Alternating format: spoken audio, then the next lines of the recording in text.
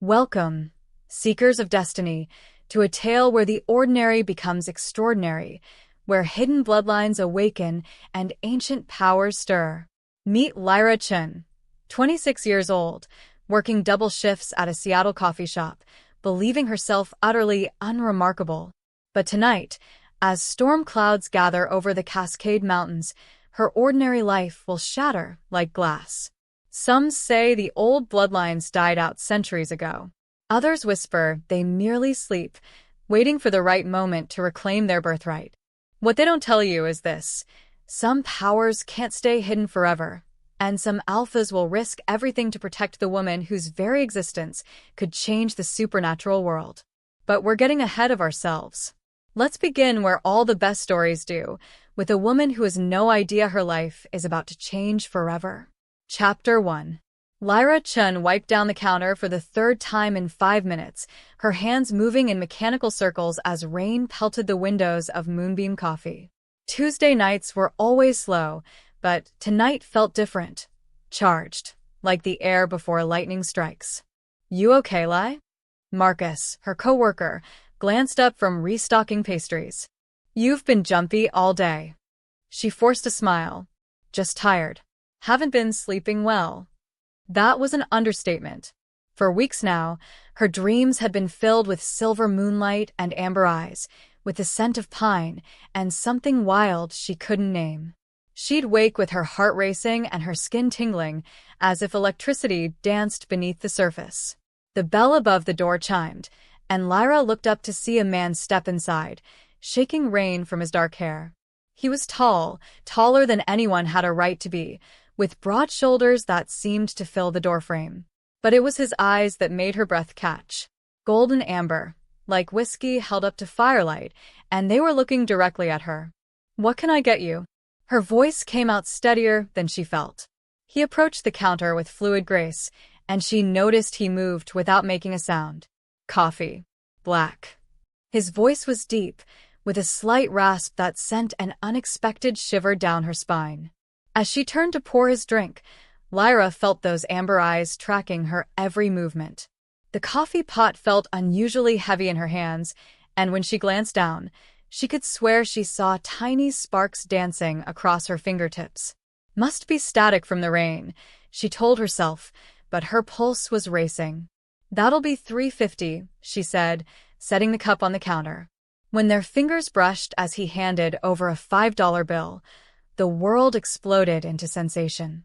Heat shot up her arm like lightning, and for a split second, she could swear she heard his thoughts. Finally, after all these years of searching. Lyra jerked her hand back, knocking over a display of travel mugs. They crashed to the floor, and she dropped to her knees, mumbling apologies. "Let me help."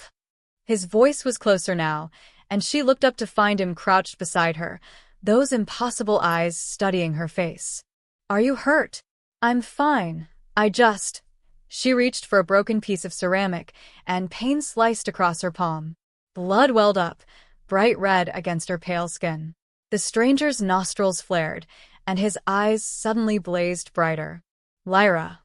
She froze. "How do you know my name?" But he was staring at her hand with an expression she couldn't read. The cut was already closing, skin knitting itself back together as if it had never been there at all. That's impossible," she whispered. He reached out slowly, as if approaching a skittish animal. "My name is Kieran Blackwood. And you, Lyra Chen, are in great danger." Thunder crashed overhead, and the lights flickered. In that moment of semi-darkness, she could swear she saw something shift in his features, something wild and predatory and not entirely human. When the lights steadied, he was gone. All that remained was a $5 bill on the counter, an untouched cup of coffee, and the lingering scent of pine and rain, and something that made her wolf-less heart howl. Lyra stared at her unmarked palm, her mind reeling. Because healing wasn't the strangest part. The strangest part was that, for just a moment, when their skin had touched, she'd felt something awakening inside her, something powerful and ancient and hungry. Something that whispered, "You are so much more than you know." Chapter 2. Lyra's shift couldn't end fast enough. Every few minutes, She found herself staring at her palm, running her thumb over the spot where the cut had been. No scar, no mark, nothing to prove what she'd witnessed except the memory of impossible healing and amber eyes that seemed to see straight through her soul. "You sure you're okay to close up alone?" Marcus asked, pulling on his jacket. "That storm's getting nasty."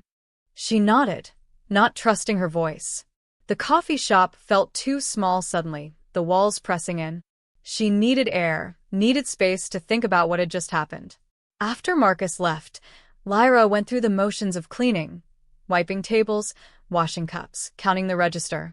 But her hands were shaking, and every shadow in her peripheral vision made her jump. The name echoed in her mind. Kieran Blackwood. How had he known her name? And what had he meant about danger? The power went out completely, plunging the coffee shop into darkness. Lyra fumbled for her phone's flashlight, but before she could activate it, a strange warmth began building in her chest. It spread outward like liquid fire, and to her amazement, a soft silver glow began emanating from her skin. What the hell? She stared at her arms, watching as the luminescence pulsed in rhythm with her heartbeat. The bell above the door chimed, and Lyra spun around, her heart hammering. A figure stood silhouetted in the doorway, tall, broad-shouldered, unmistakably familiar. "Kieran?" Her voice was barely a whisper. He stepped inside, and she gasped. His eyes were glowing too, but not with the soft silver light emanating from her skin. His burned like molten gold, and when he smiled, she caught a glimpse of teeth that were too sharp, too white. "The power's awakening faster than I expected," he said, his voice rougher than before. "You're in danger, Lyra. More than you know. Stay back." She held up her hands, and the silver glow intensified. "I don't know what's happening to me, but I know you're involved somehow. I'm here to protect you." He moved closer, and she could feel heat radiating from his body. "There are others who've sensed your awakening. They won't be as gentle as I am." "Gentle?" She let out a hysterical laugh. "You disappeared into thin air. You know my name without me telling you, and now I'm glowing like a damn nightlight. This is gentle?" His nostrils flared again, and this time she was certain she heard a low rumble emanate from his chest. "Your scent is changing. The lunar bloodline is surfacing." "Lunar bloodline? What are you talking about?" But before he could answer, the windows exploded inward. 3 figures leaped through the shattered openings with inhuman grace, 2 men and a woman, all with eyes that glowed red in the darkness. Their movements were predatory, fluid, and when they smiled, Lyra saw fangs that made Kieran's look tame. "Well, well," the woman purred, her voice like silk over steel. "The lost Luna finally shows herself." Kieran positioned himself between Lyra and the intruders, and the temperature in the room seemed to drop 10 degrees. "Scarlet, you're trespassing on neutral territory." "Neutral?" The woman, Scarlet, laughed, a sound like breaking crystal. The moment she started glowing, all bets were off, Blackwood. "The Crimson Pack claims her." "Like hell you do." Kieran's voice had become something inhuman, deep, commanding, filled with an authority that made Lyra's bones vibrate. "She's under my protection." "Your protection?" One of the men stepped forward, his red eyes fixed on Lyra. "She doesn't even know what she is. Look at her, terrified of her own power." And he was right. Lyra was terrified. The silver glow was spreading, climbing up her arms, across her shoulders. She could feel something enormous stirring inside her, like a sleeping giant opening its eyes. "I can feel it," Scarlet whispered, her eyes going wide with hunger. "The Moonfire bloodline. We thought it was extinct." "It should have stayed that way," Kieran growled. The woman's gaze snapped to him. "You've known all along. You've been watching her, waiting for the awakening. Someone had to. Someone who wouldn't try to use her power for conquest." Lyra's head was spinning. "Moonfire? Conquest? Will someone please tell me what the hell is going on?" The answer came not in words, but in sensation. The silver light suddenly blazed brighter, and Lyra felt something ancient and powerful unfurling inside her consciousness. Images flashed through her mind, silver wolves running beneath a full moon, a woman with her face standing atop a mountain with energy crackling around her like lightning, ancient stone circles glowing with the same light that now poured from her skin. Luna. The word whispered through her mind in a voice that wasn't quite her own. You are the last of the Moonfire line. You are Luna. No, she breathed, but even as she denied it, she could feel the truth settling into her bones. Scarlet took a step closer, and Kieran's body tensed like a coiled spring. Stand down, Scarlet. This doesn't have to end in bloodshed. Oh, but it does. The woman's smile was all predator now. Because, you see, Blackwood, we're not here to recruit her. We're here to kill her before she becomes too powerful to stop. The red-eyed trio struck as one, moving with inhuman speed. But they never reached Lyra. Because Kieran Blackwood exploded into something else entirely. One moment, he was a man. The next, an enormous black wolf with golden eyes and fangs like ivory daggers. He slammed into the first attacker with the force of a freight train, sending the man crashing through what remained of the coffee shop's front window. Lyra stumbled backward, her mind reeling. Werewolf. He's a werewolf. The silver light pouring from her skin flared brighter, and suddenly she could see everything with crystal clarity. The way Scarlet moved like liquid shadow, how the remaining male attacker's muscles coiled before he struck, the exact angle of Kieran's leap as he intercepted a blow meant for her throat. The Luna awakens. Scarlet shrieked, dodging Kieran's massive jaws. Can you feel it, brothers? The power that could rule us all. And Lyra could feel it. Something vast and ancient was rising inside her, called forth by danger and the scent of spilled blood. The silver glow began to pulse, and with each pulse, she felt stronger, more aware, more other. The remaining attacker lunged for her, claws extended, red eyes blazing with bloodlust. Time seemed to slow. Lyra raised her hands instinctively, and the silver light erupted from her palms in a focused beam of pure energy. The blast caught him mid-leap, and he disintegrated like smoke in sunlight. Scarlet froze, staring at the empty space where her packmate had been. Even Kieran, still in his wolf form, went completely still. Impossible, Scarlet whispered. You're untrained, untested. You shouldn't be able to. But I did. Lyra's voice had changed, carrying an authority she'd never possessed before. The silver light was stabilizing around her like armor, and for the first time since this nightmare began, she felt powerful. Scarlet backed toward the broken window, her red eyes wide with something that looked like fear. This isn't over, Luna. The Crimson Pack will never stop hunting you. Neither will the others. Others?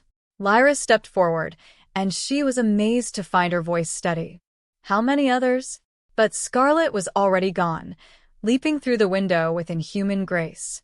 Kieran shifted back to human form, and Lyra tried not to stare at the way his clothes had somehow survived the transformation, perfectly intact. Magic, she supposed. Everything was magic now. Are you hurt? He asked, moving toward her carefully. Lyra looked down at herself. The silver glow was fading, but she could still feel the power humming just beneath her skin, waiting. I don't think so. But, Kieran. She met his amber eyes. I think I just killed someone. You defended yourself. And he hesitated. What you just did should have been impossible. Even for a fully trained Luna, channeling pure moonfire takes years to master. Luna. She tested the word on her tongue. That's what I am. What that woman called me. Luna is a title. It means moon. The knowledge rose from somewhere deep inside her. Luna means moon, and moonfire is the rarest and most powerful bloodline among our kind. We thought it died out 300 years ago. Kieran's gaze was intense, searching. Your ancestors were the bridge between the human and supernatural worlds. They could command any shifter, heal any wound, see any future. Lyra sank into one of the coffee shop's remaining chairs, her legs suddenly weak. My ancestors. You mean? You're not fully human, Lyra. You never were. His voice was gentle now, almost tender. You're the last of a line of supernatural royalty. And now that your powers have awakened, everyone will either want to worship you or destroy you. Thunder crashed overhead, and in the distance, Lyra could swear she heard howling, not the wind, but actual wolves. Lots of them. And they were getting closer. Kieran, she whispered, fear creeping back into her voice. Please tell me those are just regular wolves. His expression was grim as he listened to the approaching pack. I wish I could.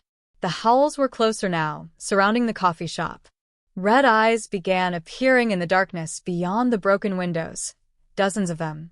It seems, Kieran said, moving protectively in front of her, that Scarlet called for backup. Chapter 3. The silence was worse than the howling. Lyra pressed her back against the counter, her heart hammering as red eyes stared at them through every broken window. She could feel the silver power stirring beneath her skin, responding to her fear, but she had no idea how to control it. How many? She whispered. Kieran's nostrils flared as he scented the air. 20. Maybe more. His amber eyes never left the windows. Too many to fight. Then what do we do? Before he could answer, a new voice cut through the night, commanding, ancient, carrying the weight of absolute authority. Enough. The red eyes vanished as their owners melted back into the shadows. A figure stepped through the shattered doorway, and Lyra's breath caught.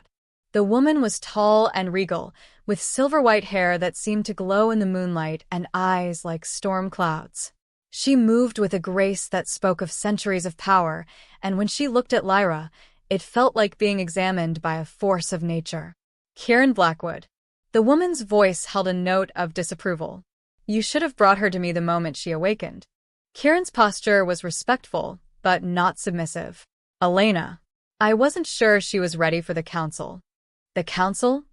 Lyra stepped forward, and she was pleased when her voice didn't shake. Who are you? Storm gray eyes fixed on her with laser intensity. I am Elena Ravencrest, High Alpha of the Northwestern Territories and head of the Supernatural Council. She tilted her head, studying Lyra like a fascinating specimen. And you, child, are either our salvation or our doom. I'm getting really tired of cryptic warnings, Lyra said, surprising herself with her boldness. Can someone please speak in plain English for 5 minutes? Elena's lips curved in what might have been approval. Direct. Good. You'll need that backbone for what's coming. She glanced at the destruction around them. Scarlet's pack. And friends, Kieran confirmed grimly. They knew what she was before I could explain anything to her. Of course they did. The Crimson Pack has had seers watching for signs of the Moonfire awakening for decades. Elena's gaze returned to Lyra. Tell me, child, what do you know of your family history? My parents died when I was 10. Car accident. I was raised by my aunt in Portland until she passed 5 years ago. Lyra's throat tightened. There's no one left to ask about family history. There's always someone left to ask. The question is whether you're prepared for the answers. Elena moved closer, and Lyra caught a scent like rain on stone and something wild and predatory.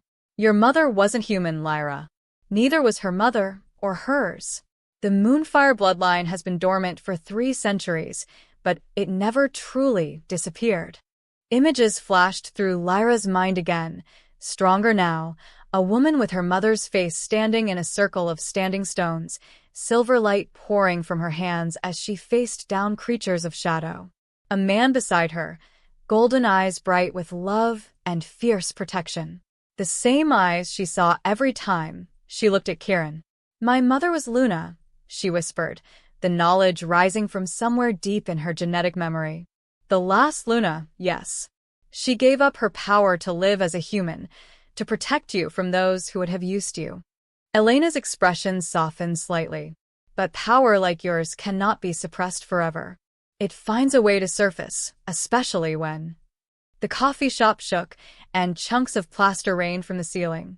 Through the broken windows came a roar that made Lyra's bones vibrate, something massive and inhuman, and absolutely furious. What the hell was that? Lyra gasped. Elena's face had gone pale. Something that should not exist. something that was supposedly destroyed centuries ago. She spun to face Kieran. You need to get her out of here. Now. What about the Crimson Pack? Kieran was already moving toward Lyra, his body coiled with tension. They're the least of our problems now. Elena's hands began to glow with silver-white energy, different from Lyra's, older and more controlled. That roar belonged to a Shadowbane. A what? Lyra demanded, but another impact shook the building, and this time she heard something that made her blood freeze, the sound of claws the size of kitchen knives scraping against concrete. Ancient enemy of the Moonfire line, Elena said tersely. They feed on lunar power, and they've been extinct for 300 years. Well, clearly not extinct enough, Kieran growled. He grabbed Lyra's hand, and the moment their skin touched, that electric connection flared to life again. Can you run? I can try. But even as she said it, Lyra felt the silver power surging through her veins, making her feel stronger and faster than she'd ever been before. Another impact, and this time the entire front wall cracked. Through the fissure, Lyra caught a glimpse of something that defied description, massive, covered in scales that seemed to absorb light, with eyes like burning coals and claws that could tear through steel. Back exit, Kieran ordered, but Elena shook her head. It's circling. There is no exit. She looked at Lyra with an expression that was equal parts desperate and determined. Unless what? Unless you embrace what you are. Fully. Right here, right now. Elena's storm-gray eyes blazed with intensity. Your mother ran from her power to protect you, but running is no longer an option. The Shadowbane's roar shook the entire building, and Lyra could hear with splintering, metal bending. Whatever that thing was, it was coming through the wall whether they liked it or not. I don't know how, she whispered, but even as the words left her lips, she could feel something vast and ancient stirring inside her. The silver light was building again, stronger than before, and with it came knowledge, instincts passed down through generations of powerful women. You do know, Elena said firmly. Your blood remembers what your mind has forgotten. Trust it. The front wall exploded inward in a shower of brick and mortar. The Shadowbane emerged from the debris like a nightmare-given form, 12 feet tall, with wings that blotted out the storm clouds and teeth like obsidian daggers. Its coal-fire eyes locked onto Lyra, and she felt its hunger like a physical weight pressing against her chest. Moonfire. It spoke, its voice like grinding stone. After so long, I can taste your power from here, little Luna. Kieran shifted into his wolf form in a fluid motion, placing himself between Lyra and the creature. But even in his massive wolf shape, he looked tiny compared to the Shadowbane. Stand aside, wolf, the creature hissed. This is between me and the last of the Moonfire line. Over my dead body, Kieran snarled. The Shadowbane's laugh was like breaking glass. That can be arranged. It struck with inhuman speed, claws raking down toward Kieran's exposed flank. But before they could connect, silver light erupted around Lyra like a protective dome, and when she spoke, her voice carried power that made the very air shimmer. No. The Shadowbane's claws struck the silver barrier and bounced off like it had hit solid steel. The creature stumbled backward, its burning eyes wide with what looked like surprise. Impossible, it breathed. You're untrained, unfocused. You should not be able to. Stop telling me what I shouldn't be able to do. Lyra snapped, and the silver dome expanded, pushing the Shadowbane further back. She could feel power flowing through her like a river, ancient and pure and absolutely hers. I'm getting tired of everyone underestimating me. Elena's voice was filled with awe. Incredible.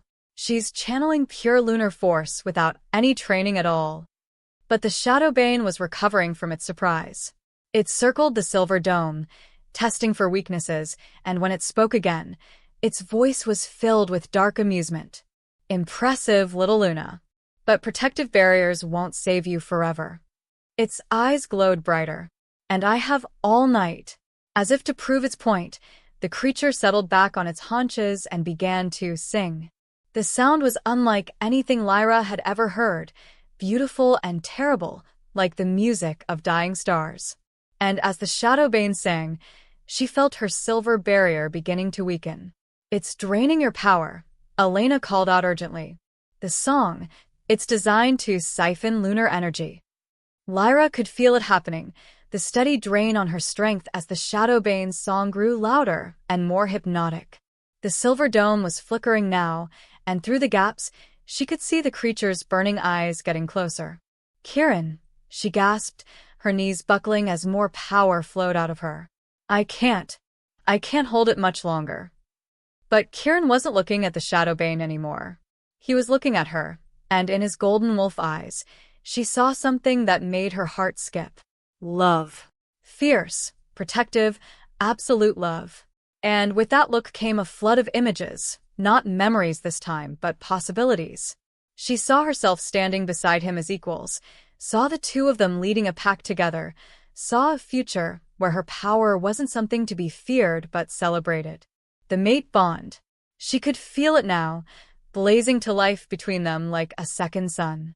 And with that bond came strength she hadn't known she possessed.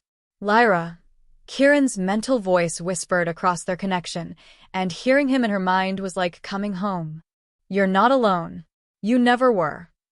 The Shadowbane's song faltered as silver light suddenly blazed brighter than ever before.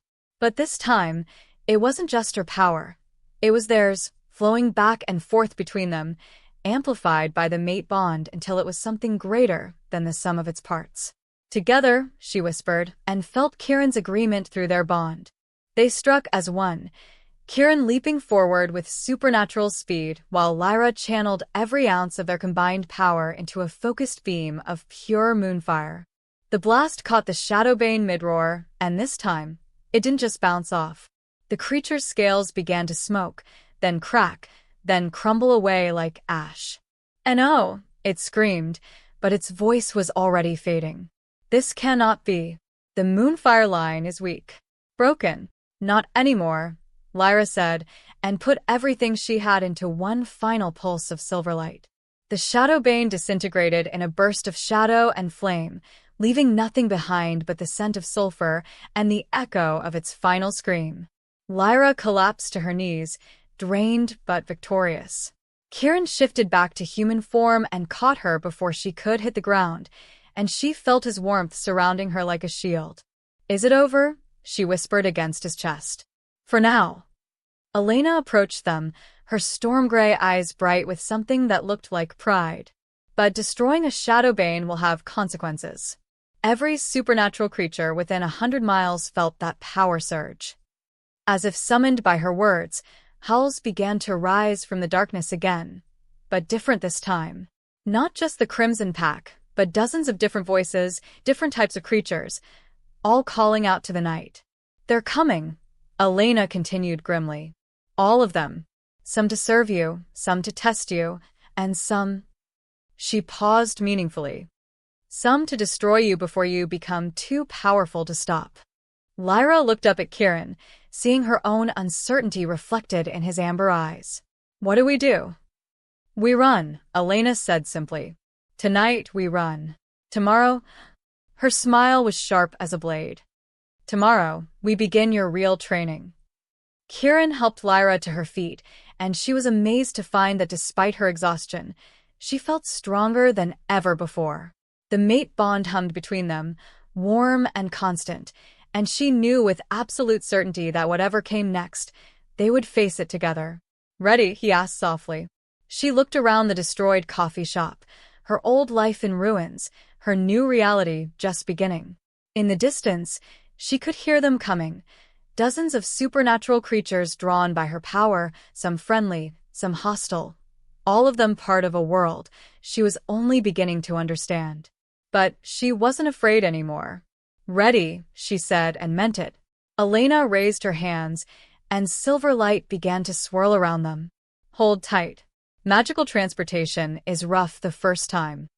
As the light engulfed them, Lyra caught a glimpse of red eyes appearing at the forest's edge, Scarlet and her pack, watching, waiting.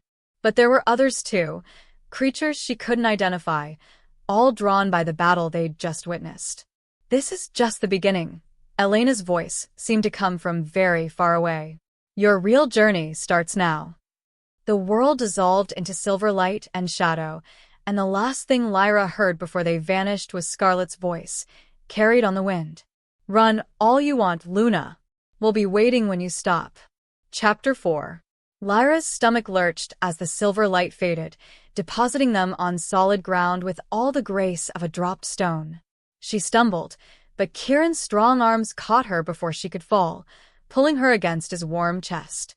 Easy, he murmured, his breath warm against her ear. Magical transportation takes some getting used to.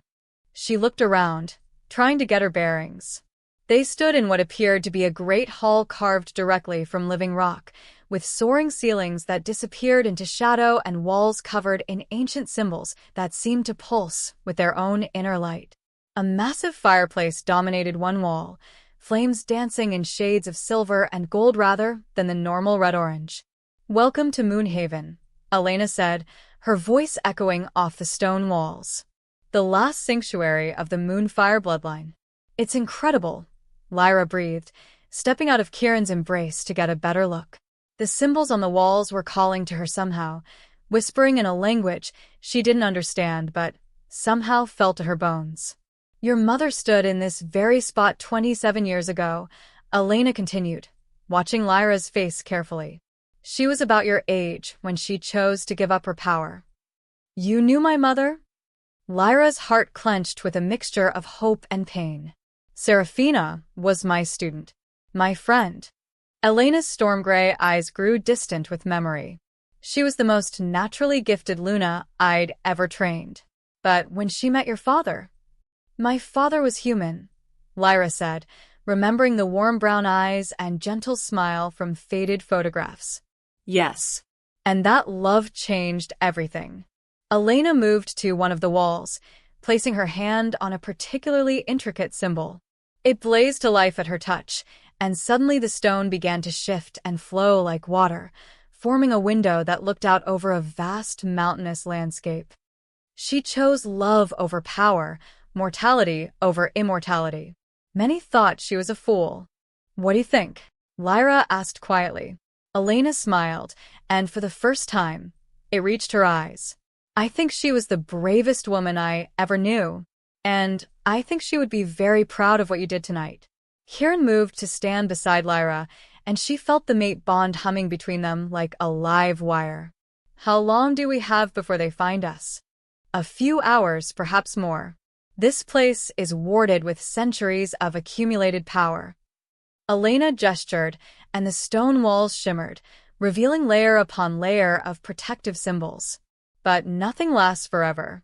And now that so many know of her awakening, a new voice cut through the hall. Young, female, tinged with excitement and curiosity. "Is it true? Is she really here?" A girl who couldn't be more than 17 burst into the hall, her long red hair streaming behind her and her green eyes bright with enthusiasm. She skidded to a stop when she saw Lyra, her mouth falling open. "Maya," Elena said with fond exasperation. "I told you to wait in your chambers."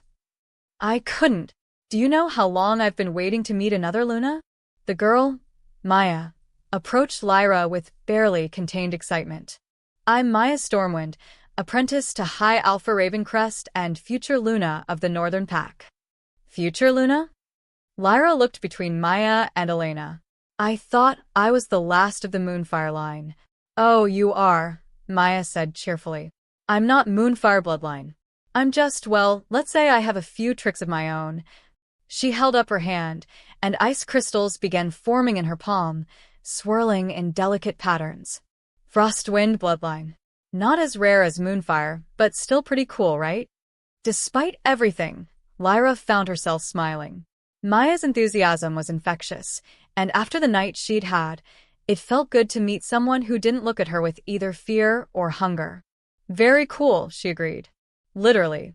Maya beamed. "I knew I'd like you. Elena said you might be stuffy and formal like the old Luna records, but you seem normal."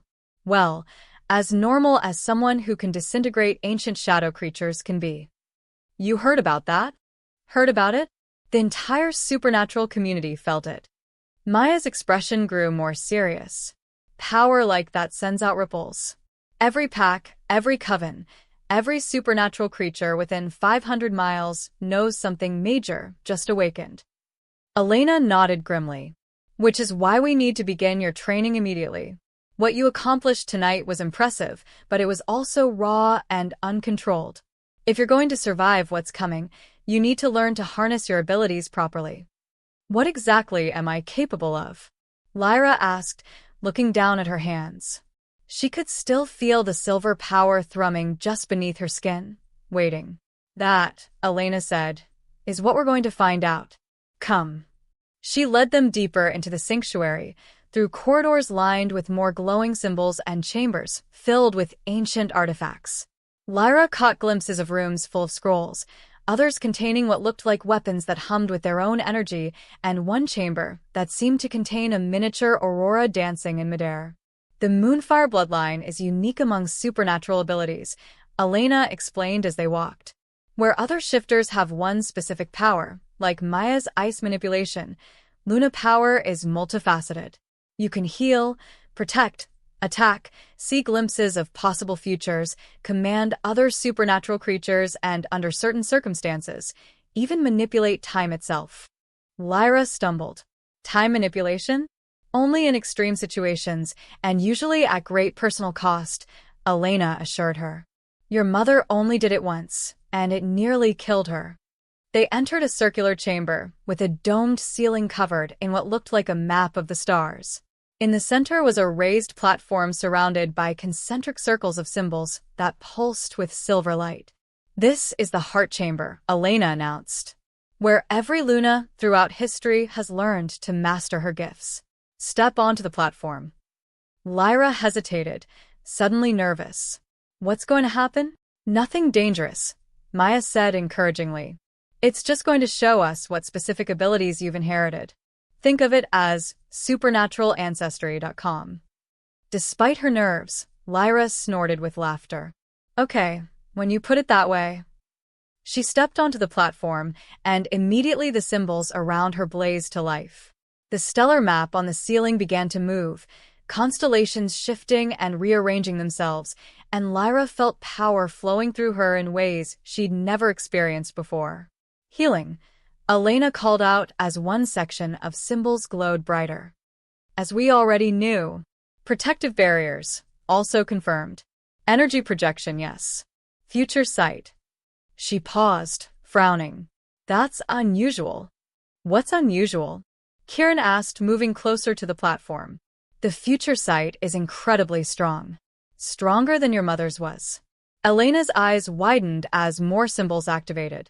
Elemental command, earth, air, fire, and water. That's not possible. Maya gasped. Look at the star map. Lyra looked up to see the constellations forming a pattern she somehow recognized. A great wolf surrounded by silver flames, with smaller wolves arranged in a perfect circle around it. And as she watched, understanding flooded through her. The Great Unity, she whispered, the words coming from somewhere deeper than conscious thought. The prophecy. Elena had gone very still. You know the prophecy? Yes. The knowledge was rising in her like a tide, genetic memory mixing with mystical revelation. One Luna will rise to unite all the scattered packs under a single moon. She will bridge the gap between supernatural and human worlds, ending centuries of hiding and fear. The Alpha of Alphas will stand beside her, Kieran continued, and Lyra realized he knew the prophecy too. Together, they will either save our kind or destroy it completely. Well, Maya said brightly, apparently unperturbed by talk of world-ending prophecies. No pressure or anything. But Elena was studying the star map with growing concern. There's more. The pattern is still forming. As if responding to her words, new constellations appeared, darker ones, showing creatures of shadow and flame surrounding the central wolf pack. The Shadowbane wasn't alone, Elena realized with growing horror. It was a scout. A test. A test for what? Lyra asked, though she was afraid she already knew the answer. for the return of the void. Elena's voice was barely a whisper. The ancient enemy of all supernatural life. We thought it was destroyed along with the last Shadowbane centuries ago, but if they're returning...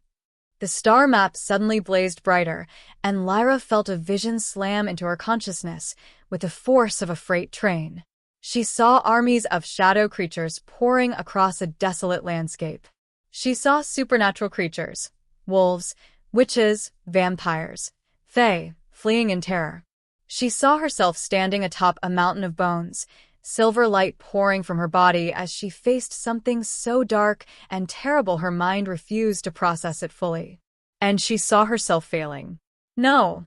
She stumbled backward off the platform, the vision cutting off abruptly.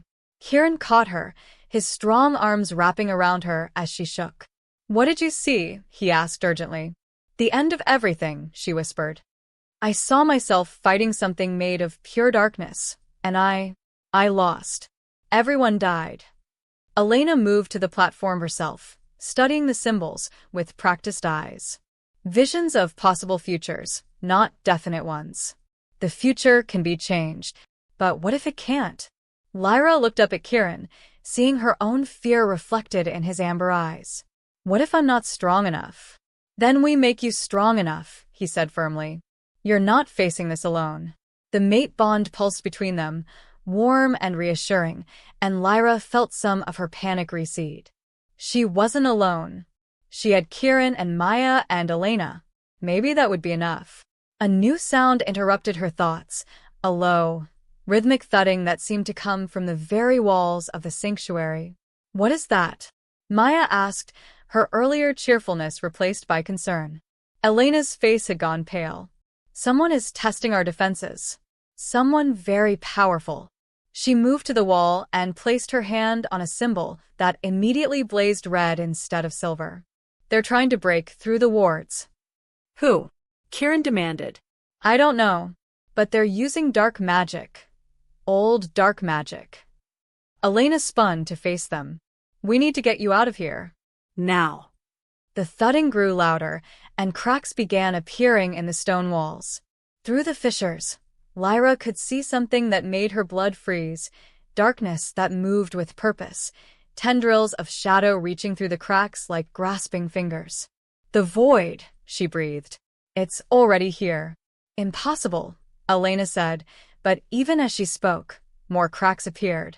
"The ward should hold for hours yet, unless someone is helping it from the inside," Maya said grimly. "Someone who knows exactly how to bring down the defenses." A new voice echoed through the chamber, familiar, mocking, filled with dark amusement. "Hello, little Luna. Did you really think ancient stone and silver light could keep me away forever?" Scarlet stepped through a crack in the wall as if it were an open door, but she wasn't the same woman who had attacked them at the coffee shop. Her red eyes now burned with shadow fire, and dark veins spread across her skin like living tattoos. When she smiled, her fangs were obsidian black. "What did you do?" Elena demanded, power crackling around her hands. "I made a deal," Scarlet purred. "My pack service in exchange for the power to breach your precious sanctuary. And all I have to do is deliver one frightened little Luna to my new master." Behind Scarlet, more figures emerged from the cracks, members of the Crimson Pack, all bearing the same shadow-veined corruption. And behind them, something vast and terrible that Lyra's mind still refused to fully process. "You fool," Elena snarled. "You've doomed us all. The void doesn't honor bargains. It consumes everything it touches." "Then it's a good thing I don't plan to be touched," Scarlet replied and lunged forward with inhuman speed. Kieran shifted into his wolf form, meeting Scarlet's charge head-on. Maya's hands erupted with ice and wind, sending freezing spears toward the corrupted pack members. Elena raised barriers of silver light, trying to hold back the encroaching darkness. But Lyra could feel it, the wrongness pressing against her mind, the hunger of something that wanted to devour not just her body, but her very soul. The void wasn't just after her power. It wanted to unmake everything she was, everything she could become. Silver light blazed around her as her abilities responded to the threat, but this time it felt different. Tainted. as if the very presence of the void was corrupting her connection to the lunar power. "Kieran," she called out as Scarlet's claws raked across his flank, drawing blood. "The bond. I need the bond." He turned toward her even as he dodged another strike, and their eyes met across the chaos. The mate bond flared to life, but instead of the warm golden connection she expected, she felt something cold and dark trying to twist its way between them. "No," she gasped, realizing what was happening. "It's trying to corrupt the mate bond. If it succeeds." "It won't," Kieran snarled, both mentally and physically. "I won't let it." But even as he spoke, Lyra could feel the darkness pressing closer, and she knew with horrible certainty that they were running out of time. The sanctuary walls were crumbling. The void was here. And somewhere in the encroaching shadows, something ancient and hungry was waiting for her to make one wrong move. Chapter 5. The darkness was winning. Lyra could feel it seeping into everything, the air, the stone, even her own power. Each time she tried to channel the silver light, it came out tainted, flickering with shadows that made her skin crawl. "Fight it!"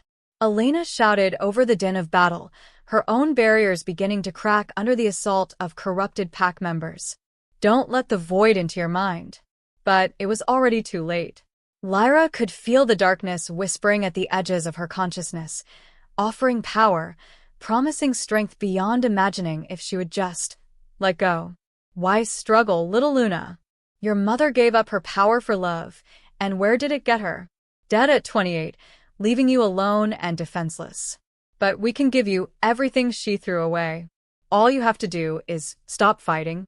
"No," Lyra gasped, pressing her hands to her temples. The whispers were getting louder, more persuasive. "I won't listen to you.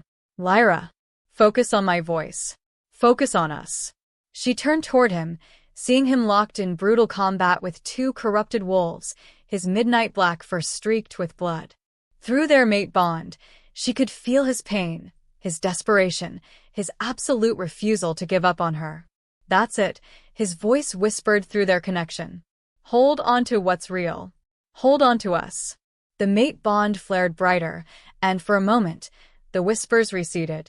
But then Scarlet's laugh echoed through the chamber, and Lyra watched in horror as the corrupted alpha female raised claws wreathed in shadow fire. "Touching," Scarlet purred. "But love won't save you from this." She struck at Kieran's exposed flank, and Lyra felt his agony through their bond like a physical blow. He stumbled, and the other wolves pressed their advantage. "Kieran!" Lyra screamed, and something inside her snapped. Power erupted from her in a wave of pure silver light, not the tainted energy she'd been struggling with, but something deeper, older, drawn from the very core of what she was. The corrupted wolves were blown backward like leaves in a hurricane, and even Scarlet stumbled. But the effort left Lyra drained, and she could feel the darkness rushing back in to fill the void. "Impressive," a new voice said, and Lyra's blood turned to ice. But ultimately futile. From the largest crack in the sanctuary wall stepped a figure that hurt to look at directly. It was tall and humanoid, but its edges seemed to blur and shift, as if reality couldn't quite contain it. When it spoke, its voice was like the sound of dying stars. "I am Malachar, Herald of the Void. And you, little Luna, are exactly what my master has been waiting for." Elena had gone deathly pale. "That's impossible. The heralds were destroyed in the last war." "Destroyed?" Malachar laughed, and the sound made the stone walls weep blood. "We were dispersed, scattered, but never truly destroyed. And now, with the awakening of the last Moonfire bloodline, we can finally complete what we started 3 centuries ago." "What do you want?" Lyra demanded, trying to keep the tremor out of her voice. "Want?" Malachar tilted its head, and for a moment, its features shifted to show something almost human, almost sympathetic. "We want to free you, child. Your mother's bloodline has been trapped in flesh for millennia, forced to serve the whims of lesser creatures. But the void offers true power, true immortality." Maya, who had been unusually quiet during the battle, suddenly spoke up. "You're lying. The void doesn't offer anything, it only takes." Malakar's attention shifted to her, and Maya flinched as if slapped. Ah, little frostwind. Still clinging to the old ways. Still believing the propaganda your teachers fed you. Its voice became silky, persuasive. But you've felt it, haven't you? The limitation of your power? The constant struggle to control abilities that should be effortless. Maya's ice powers flickered, and Lyra saw doubt creeping into her green eyes. That's normal. Elena says all young Lunas struggle with control. Elena says many things, Malakar replied, and now its voice carried the weight of absolute certainty. But has she told you why the Moonfire bloodline went dormant? Has she explained why your kind has been hiding from humans for centuries, growing weaker with each generation? Because humans fear what they don't understand, Elena said firmly, but even she sounded less certain than before. No, Malakar said softly. Because you were taught to fear yourselves. The herald moved closer to the platform where Lyra still stood, and with each step, the symbols on the walls grew dimmer. 300 years ago, the Moonfire bloodline ruled openly. Humans and supernaturals lived in harmony because the Lunas bridged the gap between worlds. But then the council decided it was too dangerous.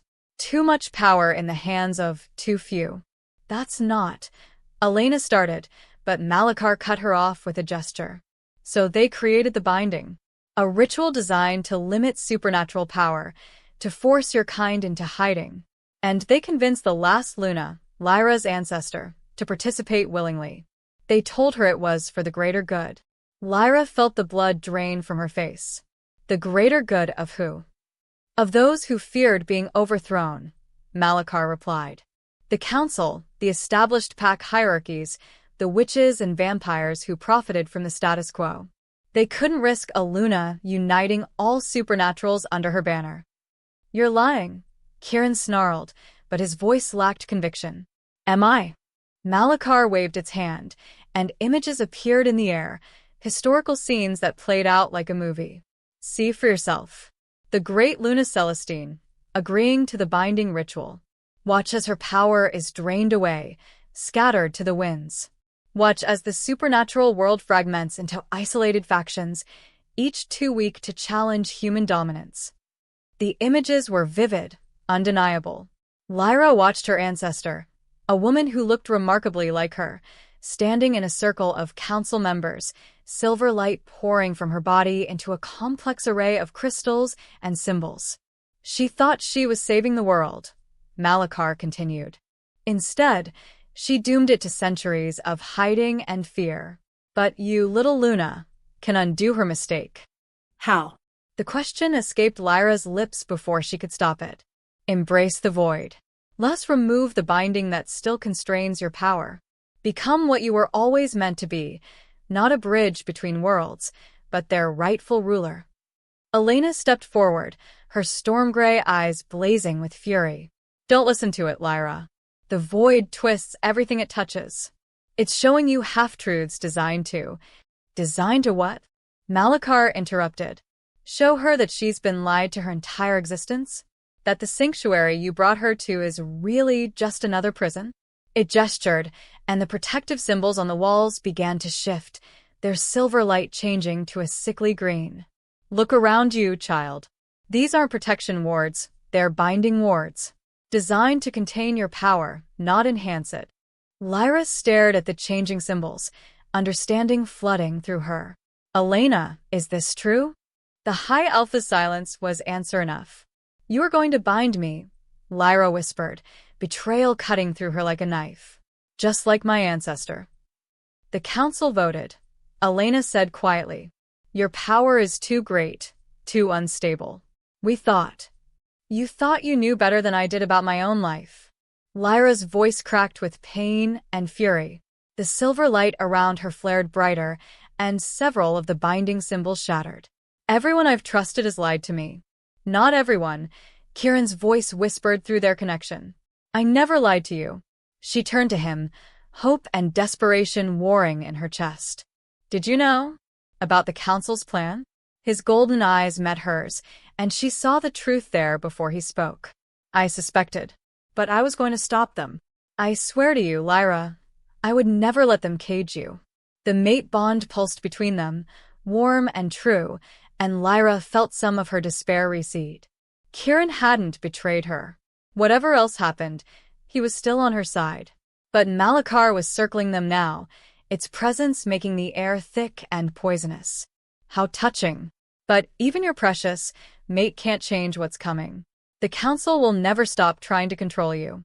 And eventually, they'll succeed, unless you take control first. What are you proposing?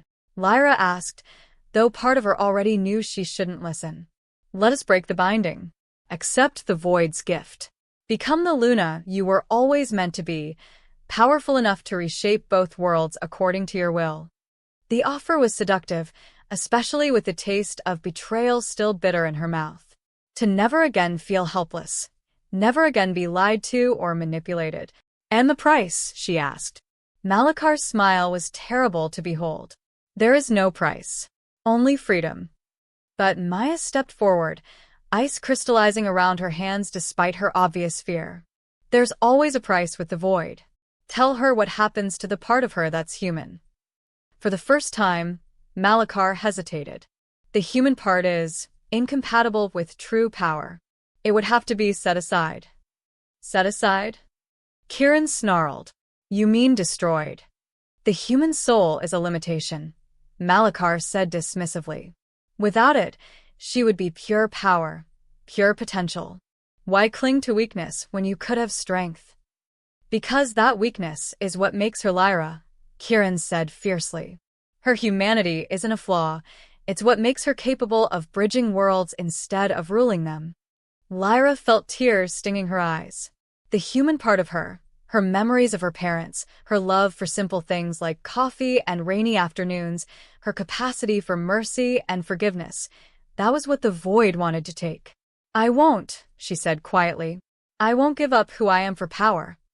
Malachar's expression shifted from persuasive to cold. Then you've chosen to remain weak. A pity.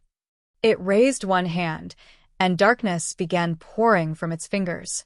I had hoped to make this easy, but if you won't accept our gift willingly, we'll take what we need by force.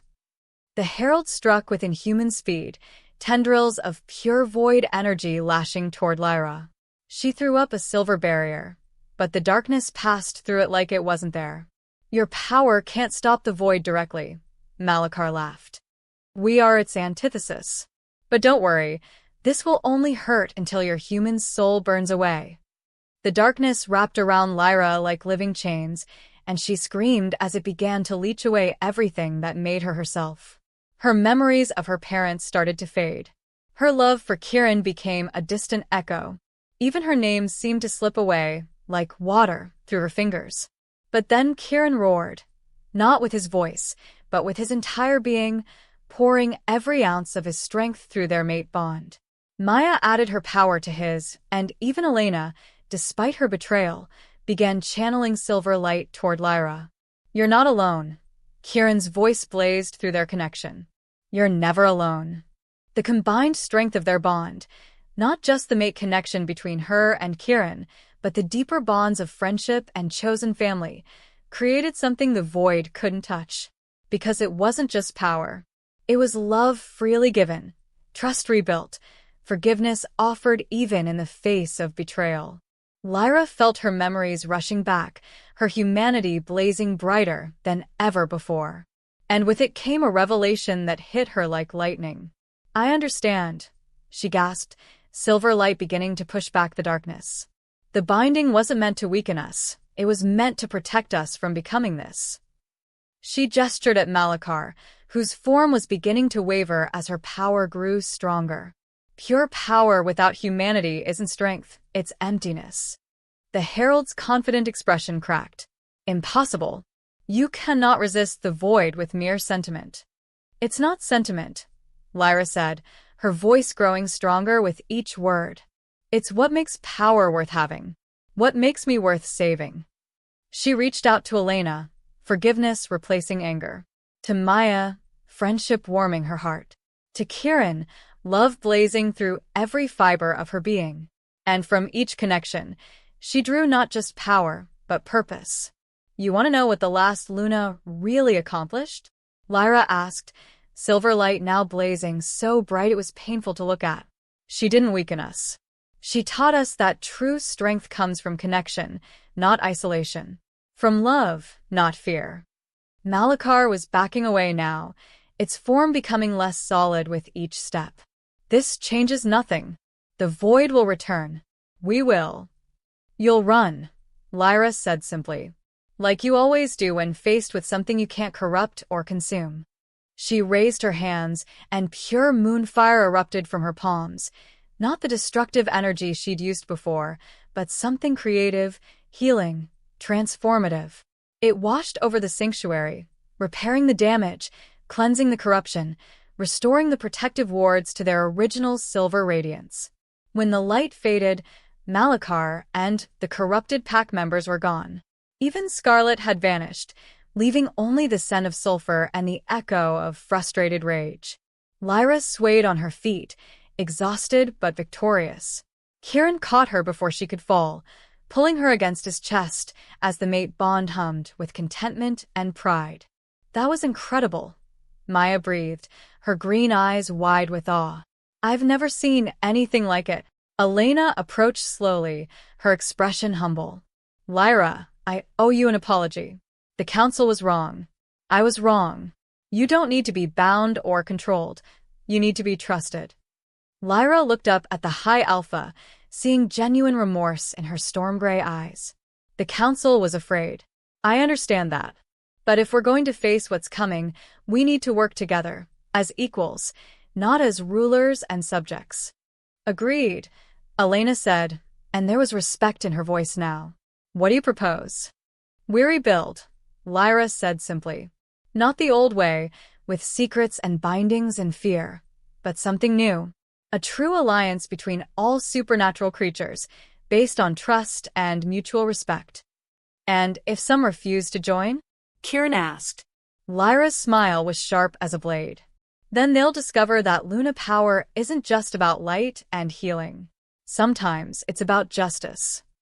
But even as she spoke the words, Lyra could feel something stirring in the distance.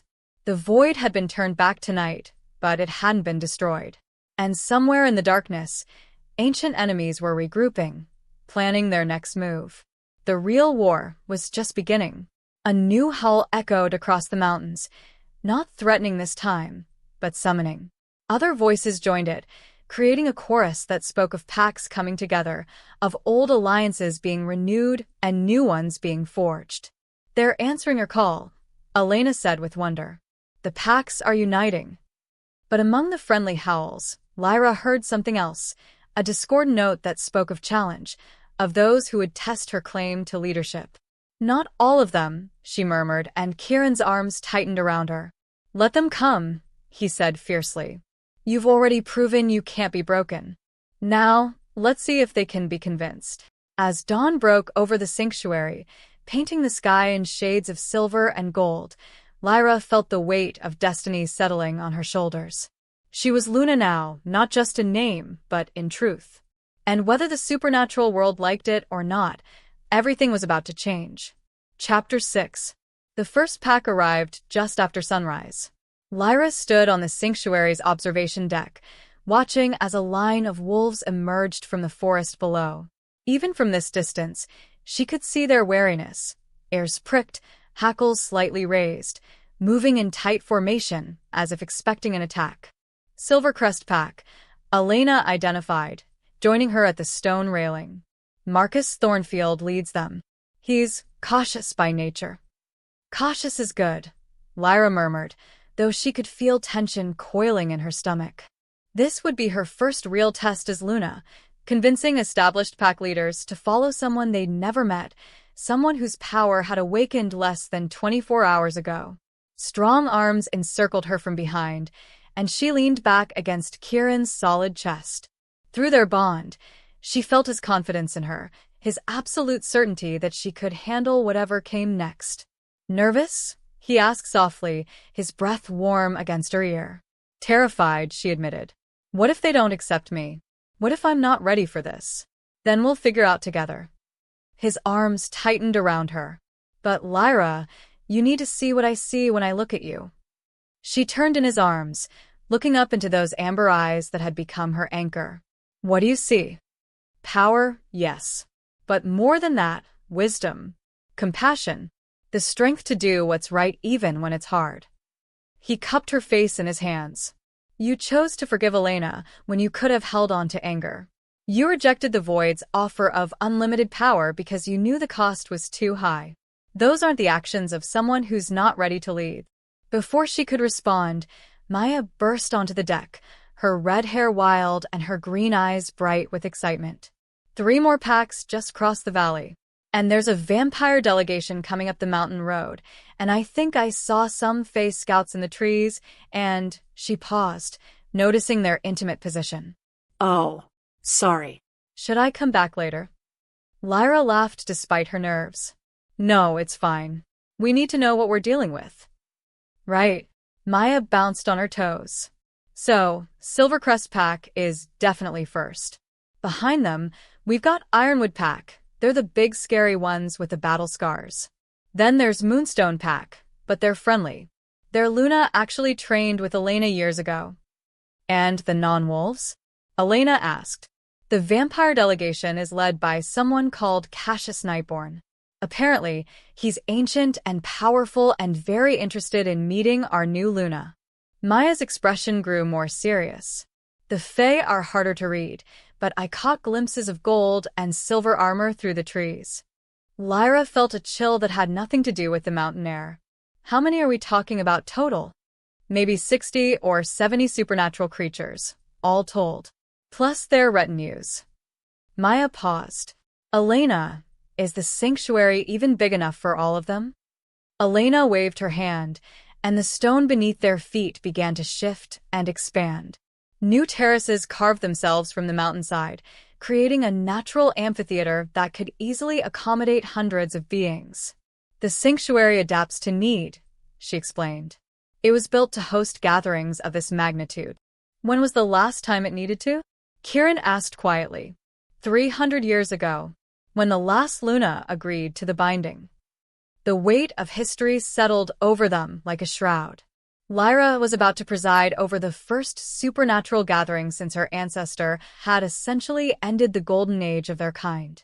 No pressure at all. The Silvercrest Alpha is at the gates, Elena announced, her hand pressed to a glowing symbol on the stone railing.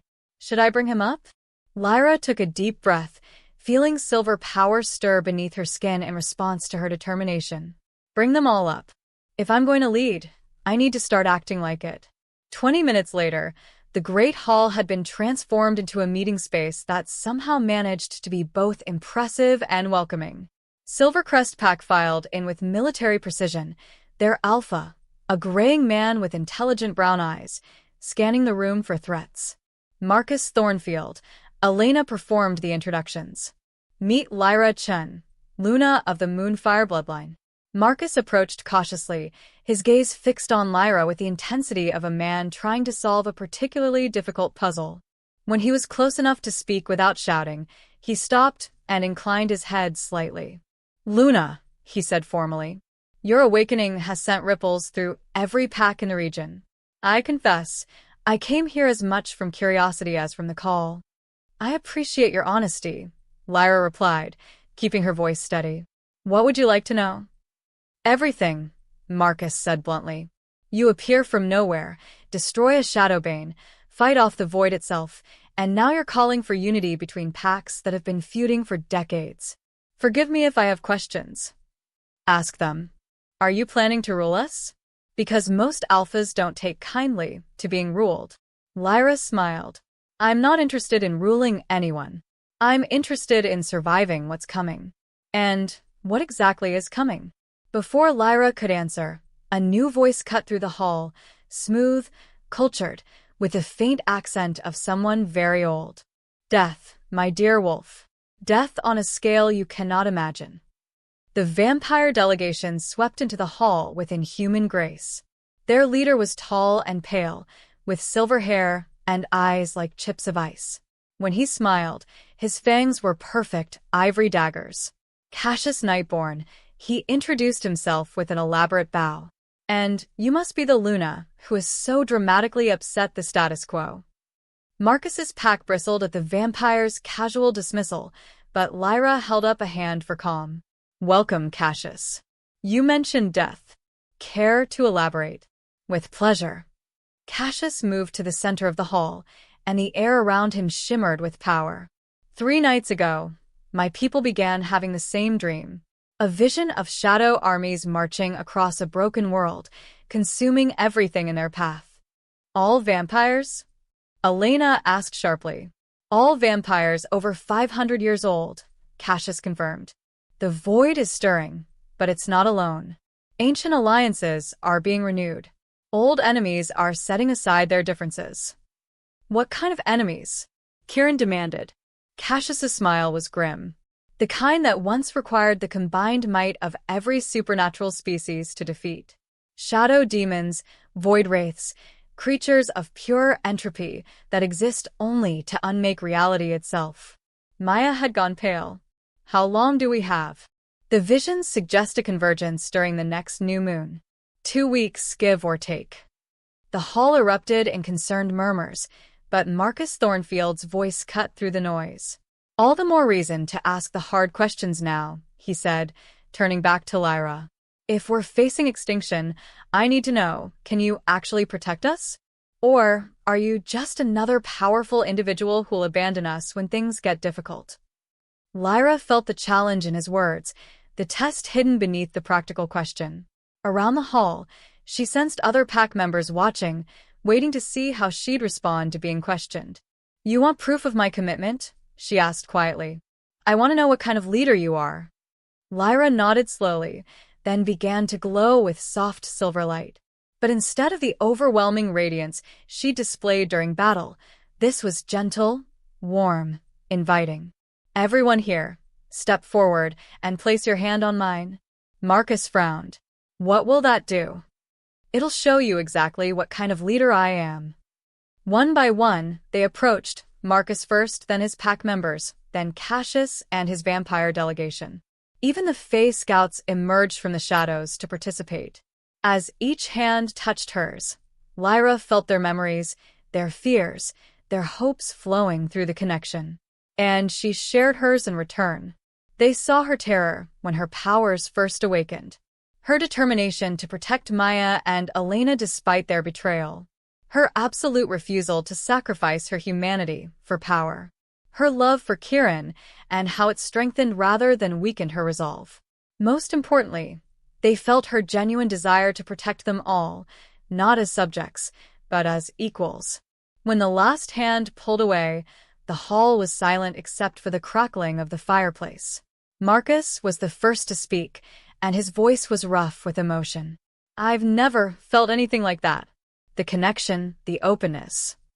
He dropped to one knee. Silvercrest Pack pledges its loyalty to Luna Lyra Chen. One by one, the others followed suit.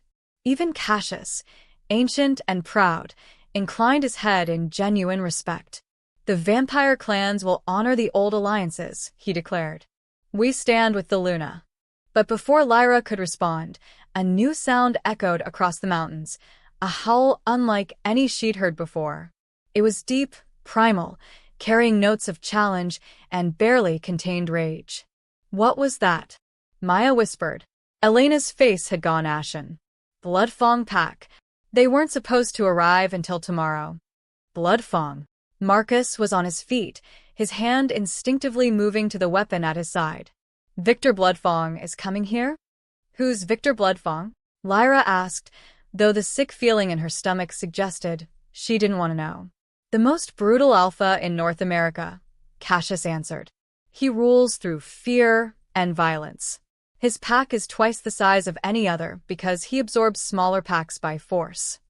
Another howl, closer this time, and through the great hall's windows, Lyra could see shapes moving in the forest, dozens of them, all massive, all predatory. He's not just here to pay respects, Marcus said grimly. Victor Bloodfang has never acknowledged any authority higher than his own. Elena nodded. He's here to challenge you, Lyra. to prove that Luna power means nothing against raw strength. As if summoned by their words, the great doors burst open. The figure that strode through was everything Lyra had feared and more, 7 feet tall, built like a mountain, with scars covering his arms and chest. His eyes were red as blood, and when he smiled, his fangs were stained dark. Behind him came his pack, 30 of the most vicious-looking wolves Lyra had ever seen. "So," Victor Bloodfang said, his voice like grinding stone, "this is the famous Luna everyone's been chattering about." His gaze swept over her dismissively before settling on Kieran with obvious interest. "Kieran Blackwood, I've heard impressive things about your strength. Perhaps you'd be interested in joining a real pack instead of playing bodyguard to a pretender." Kieran's response was to shift partially, his canines extending and his eyes blazing gold. "The only pretender I see is the one who thinks brutality equals leadership." Victor laughed, a sound like breaking bones. "Leadership? Is that what you call it when a puppy with no training whatsoever demands submission from her betters?" He turned back to Lyra, and she felt the weight of his presence like a physical thing. This wasn't just an alpha, this was a predator who had spent decades at the top of the food chain. "Here's what's going to happen, little Luna," Victor continued. "You're going to admit that this whole unity nonsense is a fantasy. You're going to dissolve this pathetic gathering. And then you're going to disappear back to whatever hole you crawled out of." "And if I refuse?" Lyra asked, surprised by how calm her voice sounded. Victor's smile was all predator. "Then I'll tear you apart in front of everyone here, and they'll learn what real power looks like." The hall had gone deadly quiet. Lyra could feel every eye on her, waiting to see how she'd respond to this naked challenge. Some faces showed concern, others anticipation. But all of them were watching to see what kind of Luna she really was. She thought about backing down, about trying to find a diplomatic solution. But then she felt Kieran's unwavering confidence through their bond, saw Maya's expectant grin, remembered Elena's words about justice sometimes requiring action. "Victor Bloodfang," she said formally, her voice carrying to every corner of the hall. "You've challenged my authority and threatened my life. By the old laws, I have the right to respond in kind." Victor's grin widened. "Finally, someone with spine. What do you propose, little Luna?" Lyra smiled, and for the first time since her powers awakened, she felt absolutely certain about what came next. "Single combat. You and me. Winner takes all." The hall erupted in shocked murmurs, but Victor's laughter drowned them all out. "Excellent. When?"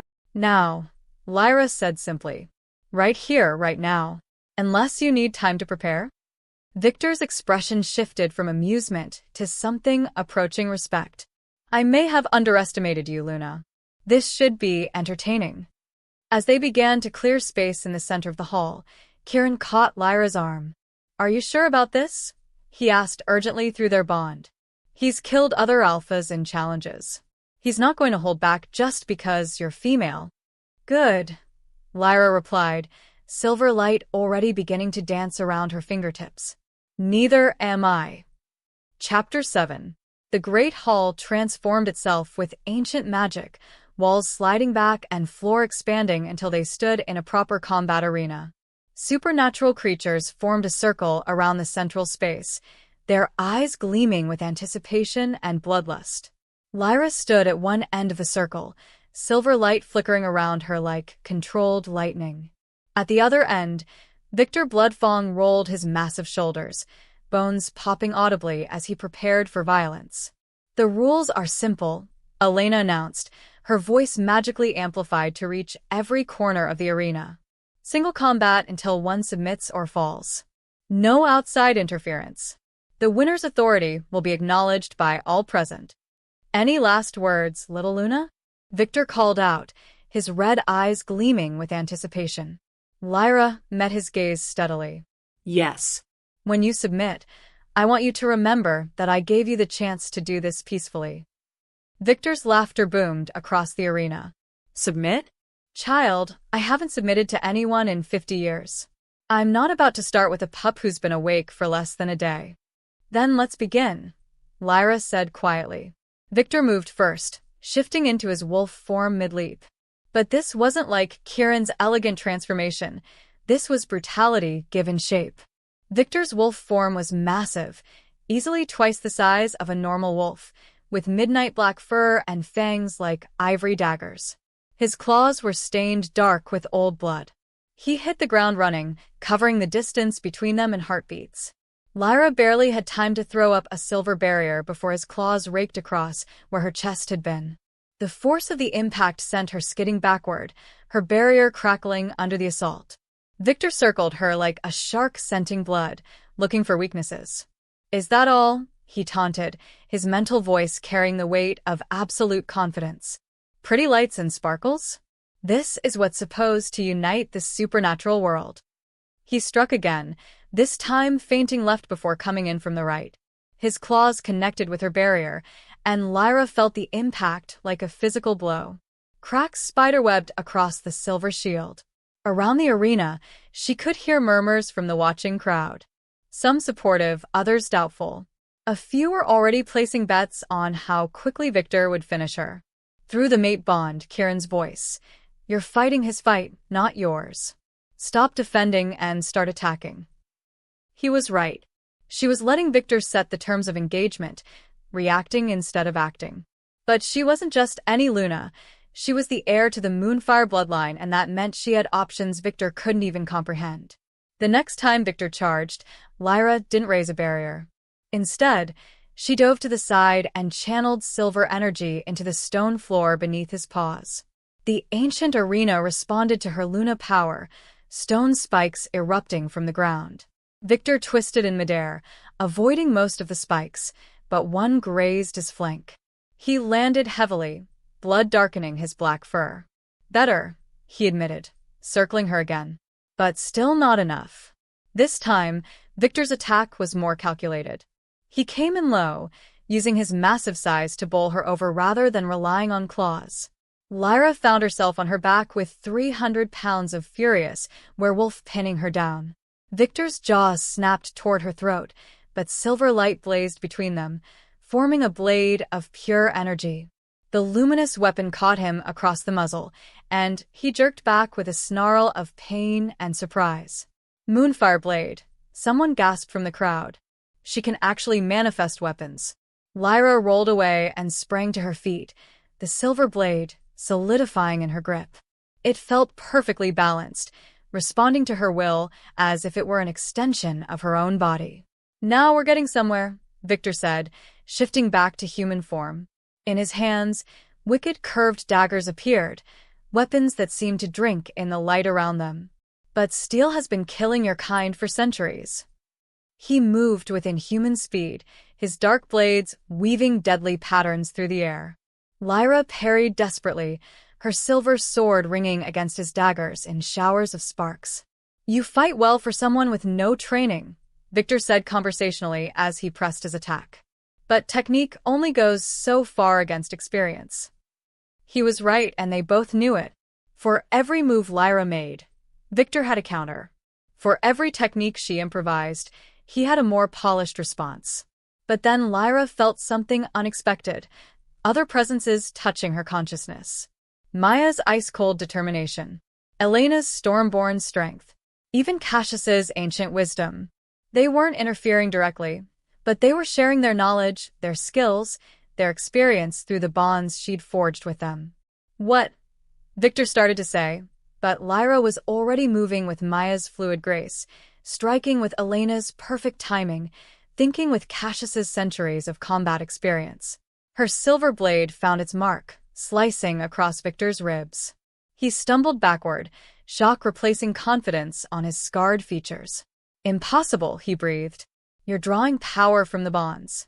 That's not how Luna abilities work."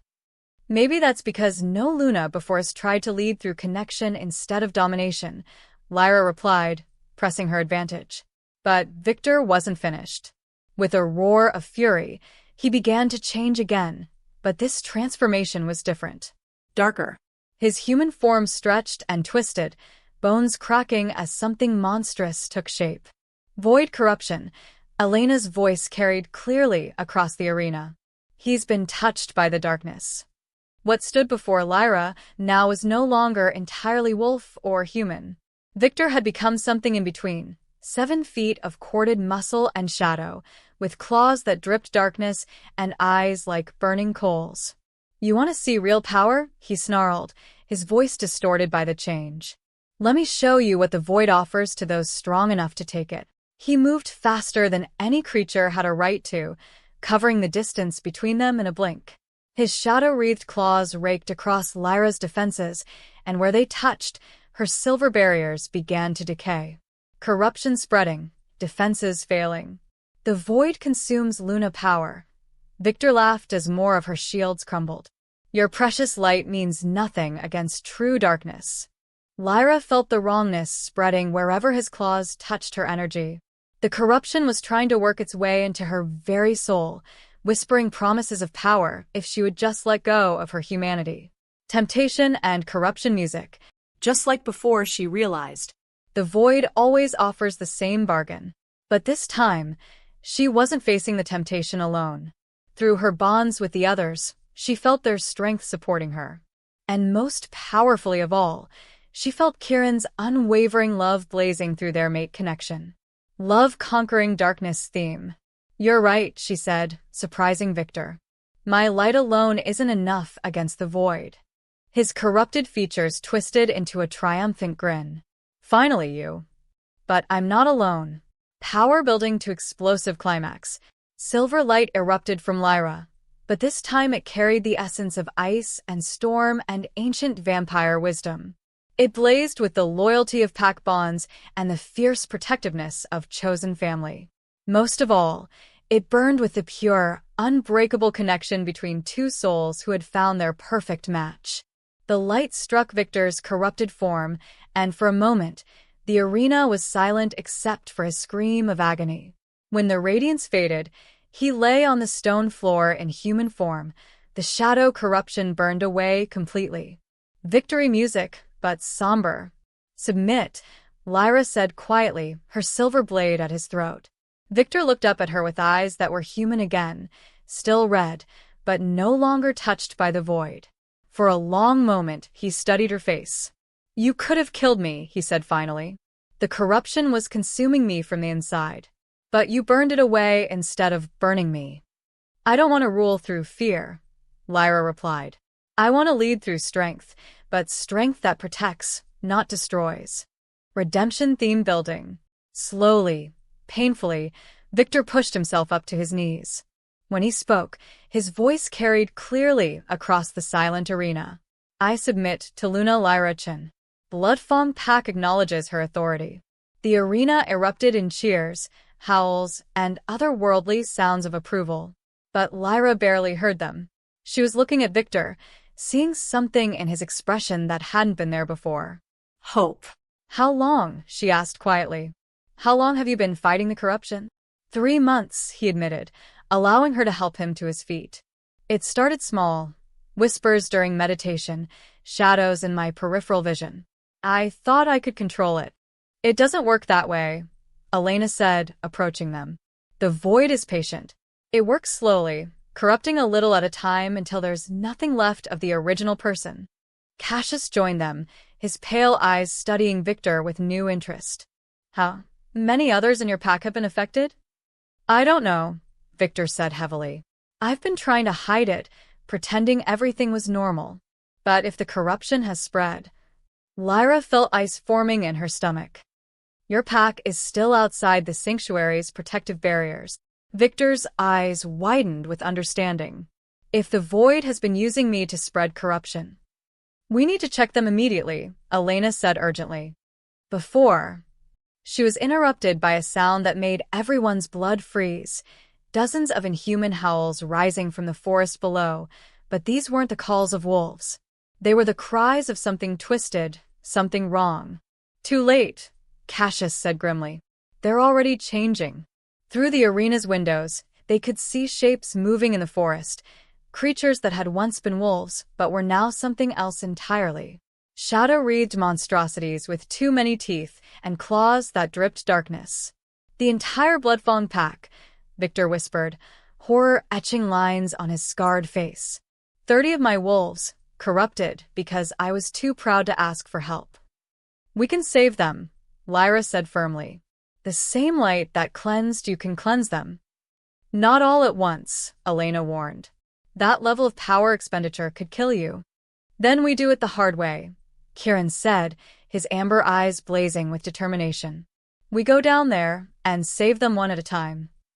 Maya stepped forward, ice crystallizing around her hands. Count me in. I've been looking for a real fight. Cassius drew weapons that gleamed with their own inner light. The vampire clans honor their word. We stand with the Luna. One by one, every supernatural creature in the arena voiced their agreement. Packs that had been feuding for decades stood shoulder to shoulder. Ancient enemies united behind a common cause. Then we go now, Lyra declared, silver light beginning to surround her like armor, before the corruption spreads any further.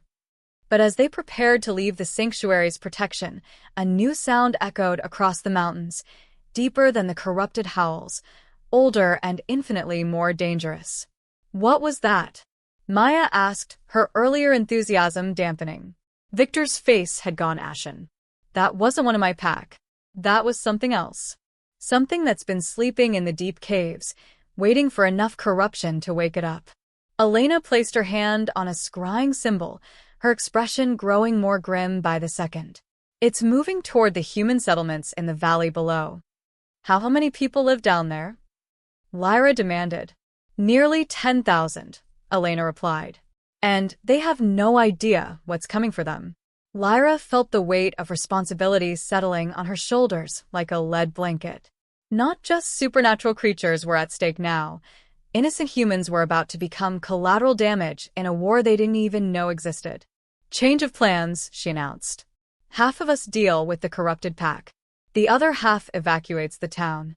And that thing in the caves? Kieran asked. Lyra's smile was sharp as a blade. That one's mine. Victor stepped forward. Luna, with respect, you don't understand what you're facing. That creature has been dormant since the last supernatural war.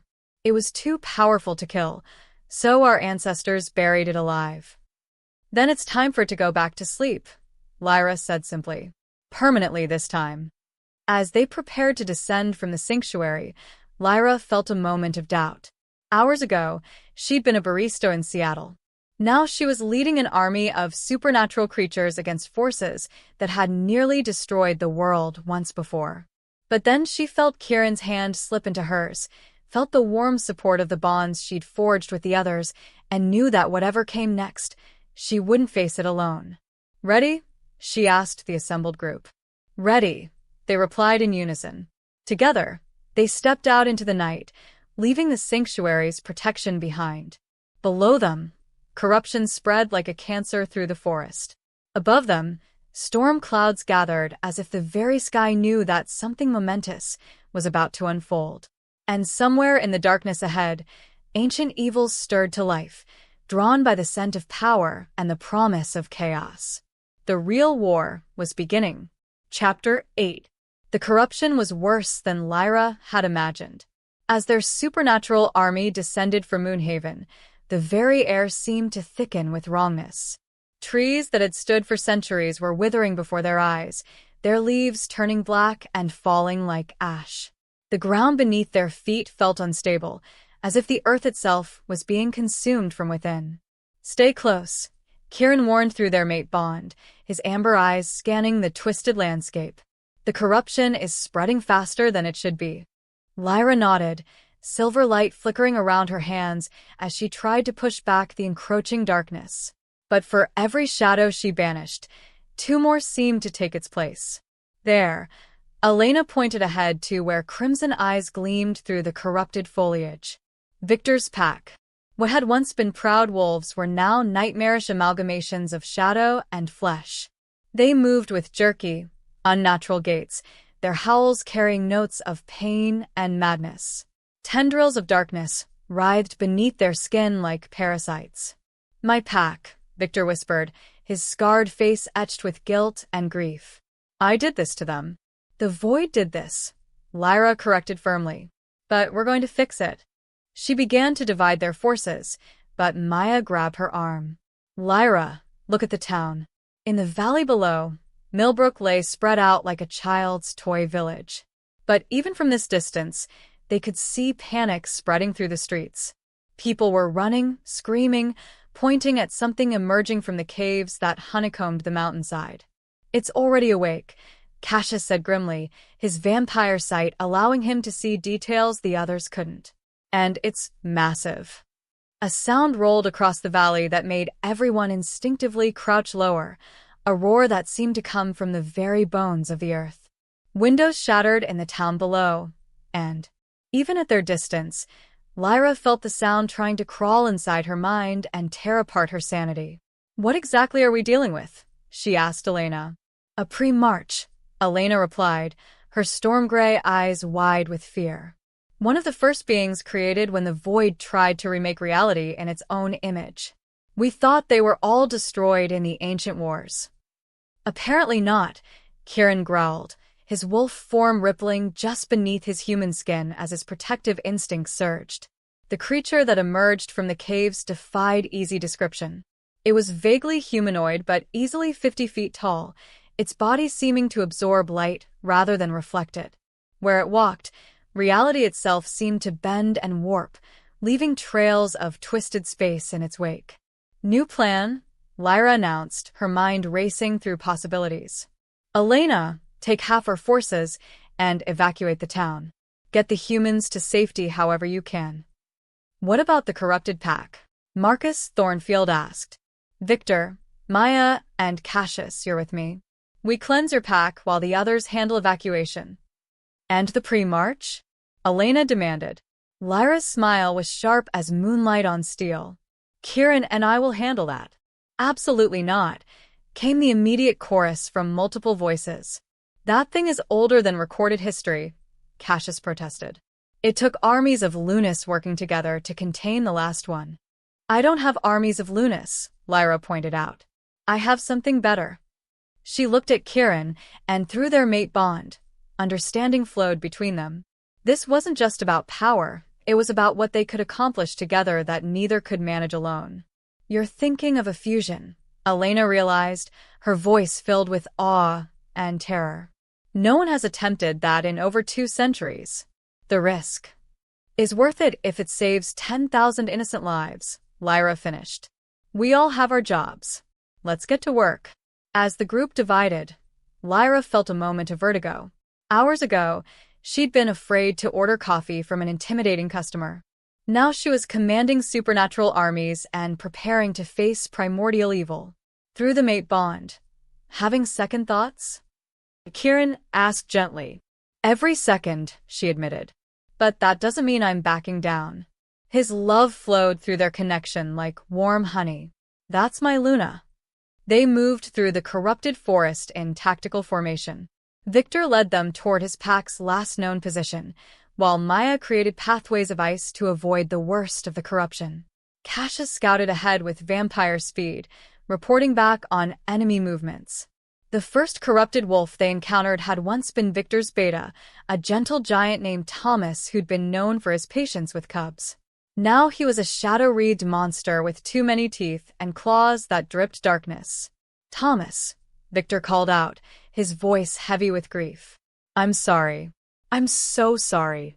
The creature that had been Thomas turned toward them, and for a moment, something almost human flickered in its corrupted eyes. But then the void reasserted control, and it lunged with inhuman speed.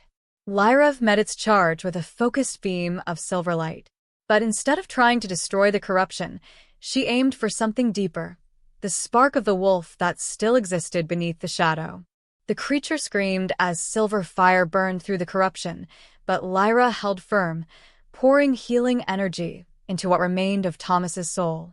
Slowly, agonizingly, the shadows began to recede. When the light faded, a normal wolf lay panting on the forest floor, scarred and exhausted, but alive and himself again. "Thomas," Victor breathed, kneeling beside his beta. "You're okay. You're going to be okay." "One down," Maya said grimly. 29 to go. "And we need to move fast," Cassius added, pointing toward the valley where the pre-march was now wading through the outskirts of town like a child splashing through puddles. Each step left craters in the earth, and buildings crumbled just from its proximity. They moved deeper into the forest, encountering more corrupted pack members. Each cleansing took tremendous energy from Lyra, but she refused to slow down. Lives were at stake, both the wolves trapped by corruption and the humans facing annihilation below. "There's something wrong," Victor said after they'd cleansed the fifth wolf. "The corruption is fighting back harder each time." He was right. The shadows seemed to be learning, adapting to Lyra's techniques. What had been a quick cleansing with Thomas now took twice as long and left her drained. "It's because we're getting closer to the source," Cassius realized. Look. Ahead, through the twisted trees, they could see a clearing where the corruption was so thick it was visible, oily tendrils of darkness writhing through the air like living smoke. And in the center of it all was something that made Lyra's blood freeze. A portal. "The void isn't just corrupting what's here," she whispered. "It's bringing reinforcements." Through the swirling darkness, shapes were beginning to emerge. Not corrupted wolves, but creatures of pure shadow, beings that had never been alive in any sense that mattered. "Void spawn." Elena's voice crackled through the communication crystal Maya carried. "Dozens of them. And they're heading straight for the town." "How's the evacuation going?" Lyra asked urgently. "Slower than we need. Humans don't want to leave their homes, and we can't exactly tell them why they need to run." Another roar from the pre-march shook the earth, and Lyra saw entire city blocks crumbling in the distance. They were running out of time. "Victor, can you and the wolves you've saved handle the remaining pack members?" "We can try," he said grimly. "But without you." "Thomas knows the cleansing technique now," Lyra interrupted. "I shared it with him during the healing. He can teach the others." It was true. During the cleansing process, she'd instinctively downloaded the technique into Thomas's mind. It was another evolution of her Luna abilities, the power to share knowledge through touch. "Maya, Cassius, can you two close that portal? Ice and shadow magic working together?" Maya grinned fiercely. "Sounds like fun." "Consider it done," Cassius agreed. That left the pre-march. Lyra looked toward the valley where the ancient creature was methodically destroying everything in its path. Soon it would reach the evacuation zones where Elena was trying to save the humans. "Ready?" she asked Kieran.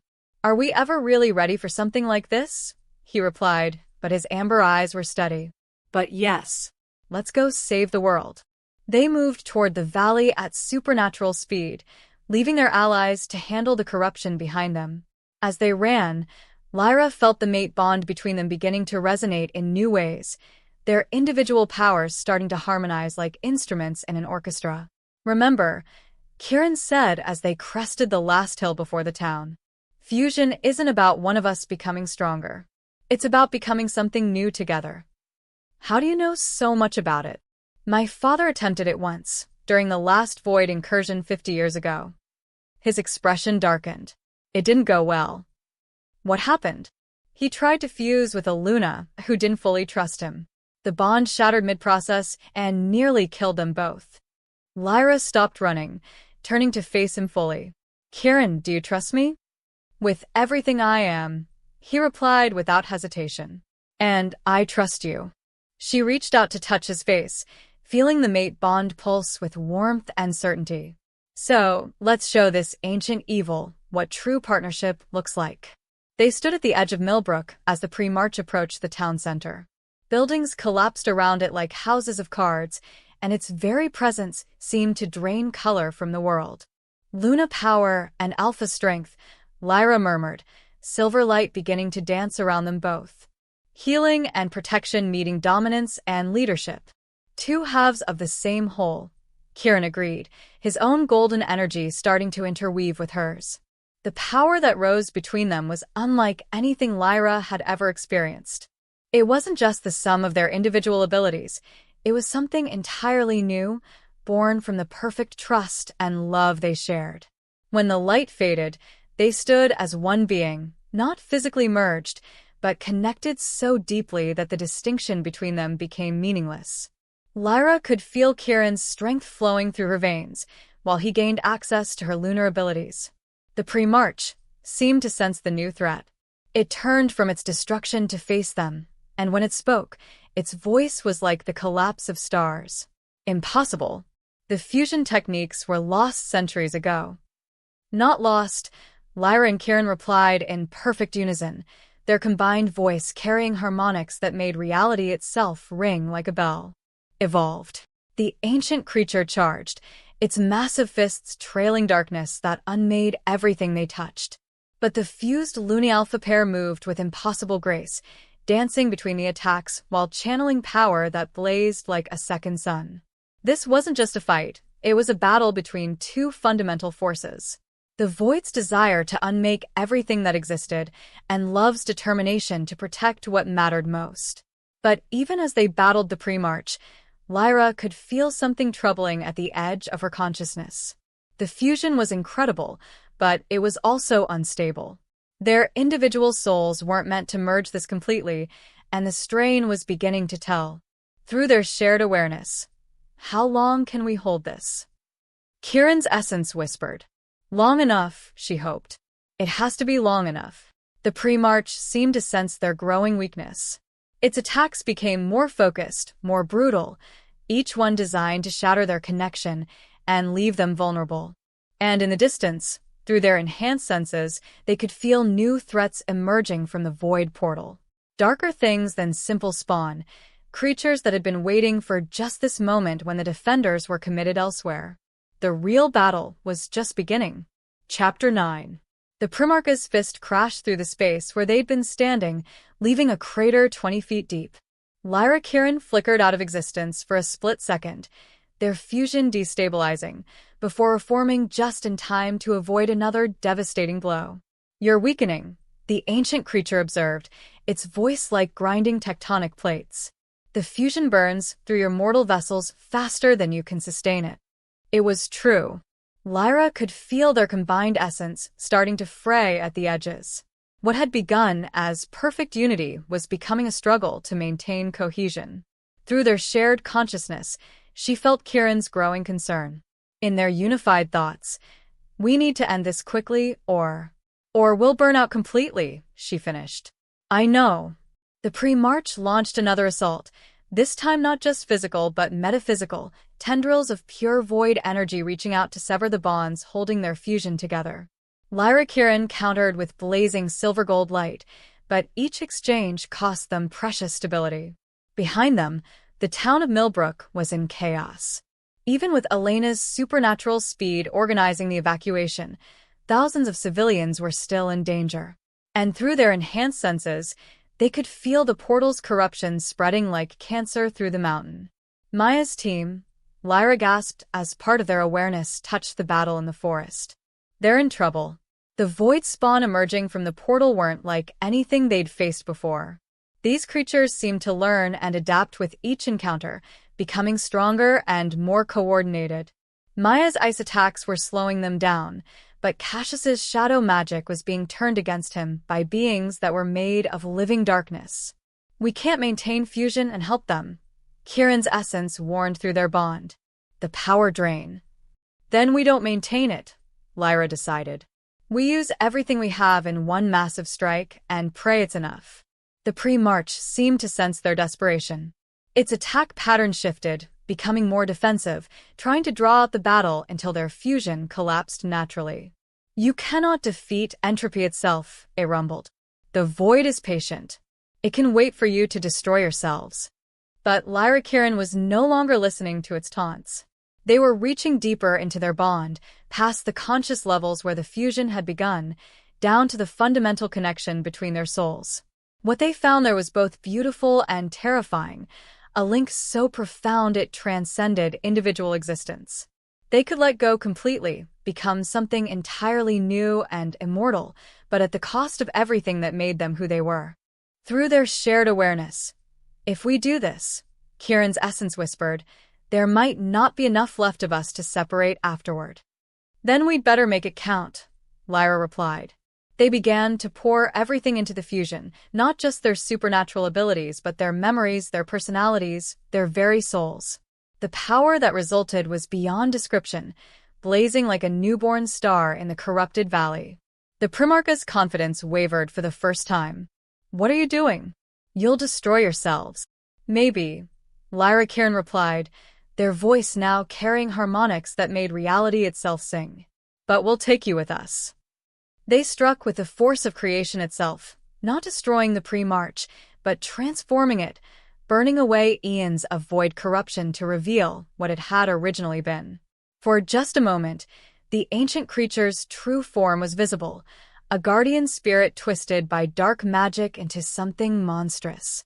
"I remember," it whispered, its voice now filled with wonder instead of malice. "I was protector of this land, before the darkness, before I forgot." The cleansed guardian looked at its hands, no longer claws of shadow but instruments of healing. Then it turned to the spreading corruption, understanding flooding its ancient features. "The portal," it said urgently.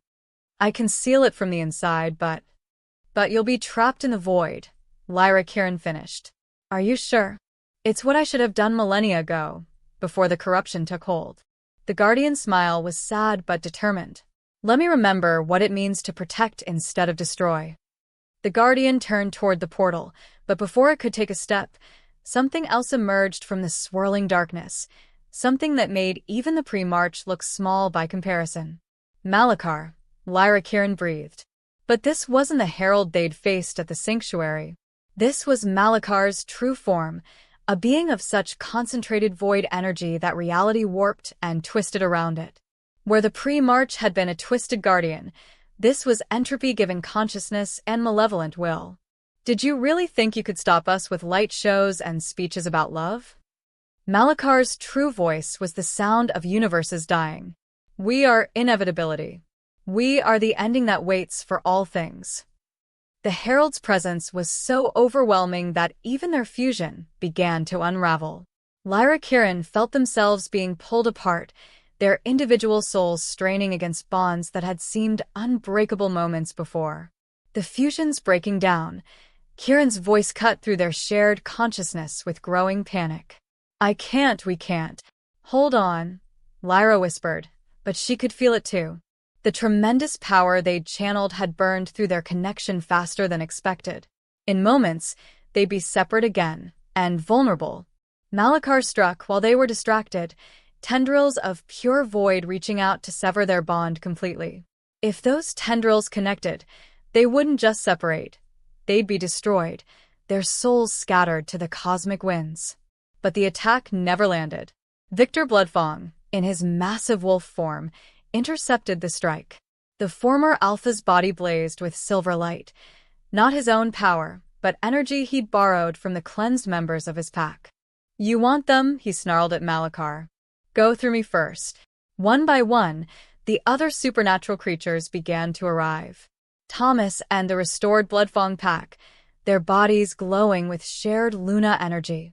Maya and Cassius, battered but victorious over the void spawn. Elena and Marcus, having successfully evacuated the last of the civilians. Even creatures who'd arrived as enemies now stood together.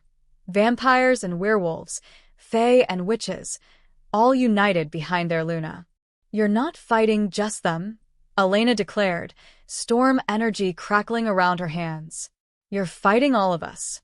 "Touching," Malachar hissed. "But futile. I am herald of the void itself. Your combined might is nothing against." The herald's taunt cut off abruptly as it staggered. Through the crowd of supernatural defenders, a new figure emerged, small, elderly, wearing a simple shawl, but radiating power that made even Malachar hesitate. "Hello, granddaughter," the old woman said gently, looking directly at Lyra. "I'm sorry I'm late. Grandmother?" Lyra gasped, their fusion finally dissolving completely as shock overwhelmed everything else. She and Kieran separated with a cascade of fading light, collapsing to their knees as the strain caught up with them. "But you died when I was 5. "I died as a human," the old woman agreed. "But death is just another transformation for those with Luna blood. I've been waiting in the spaces between worlds, watching over you, preparing for this moment." Malakar's form rippled with uncertainty. Impossible. The ancient bloodlines were severed. The old ways forgotten. The old ways evolved, Lyra's grandmother corrected, her voice carrying the weight of eons.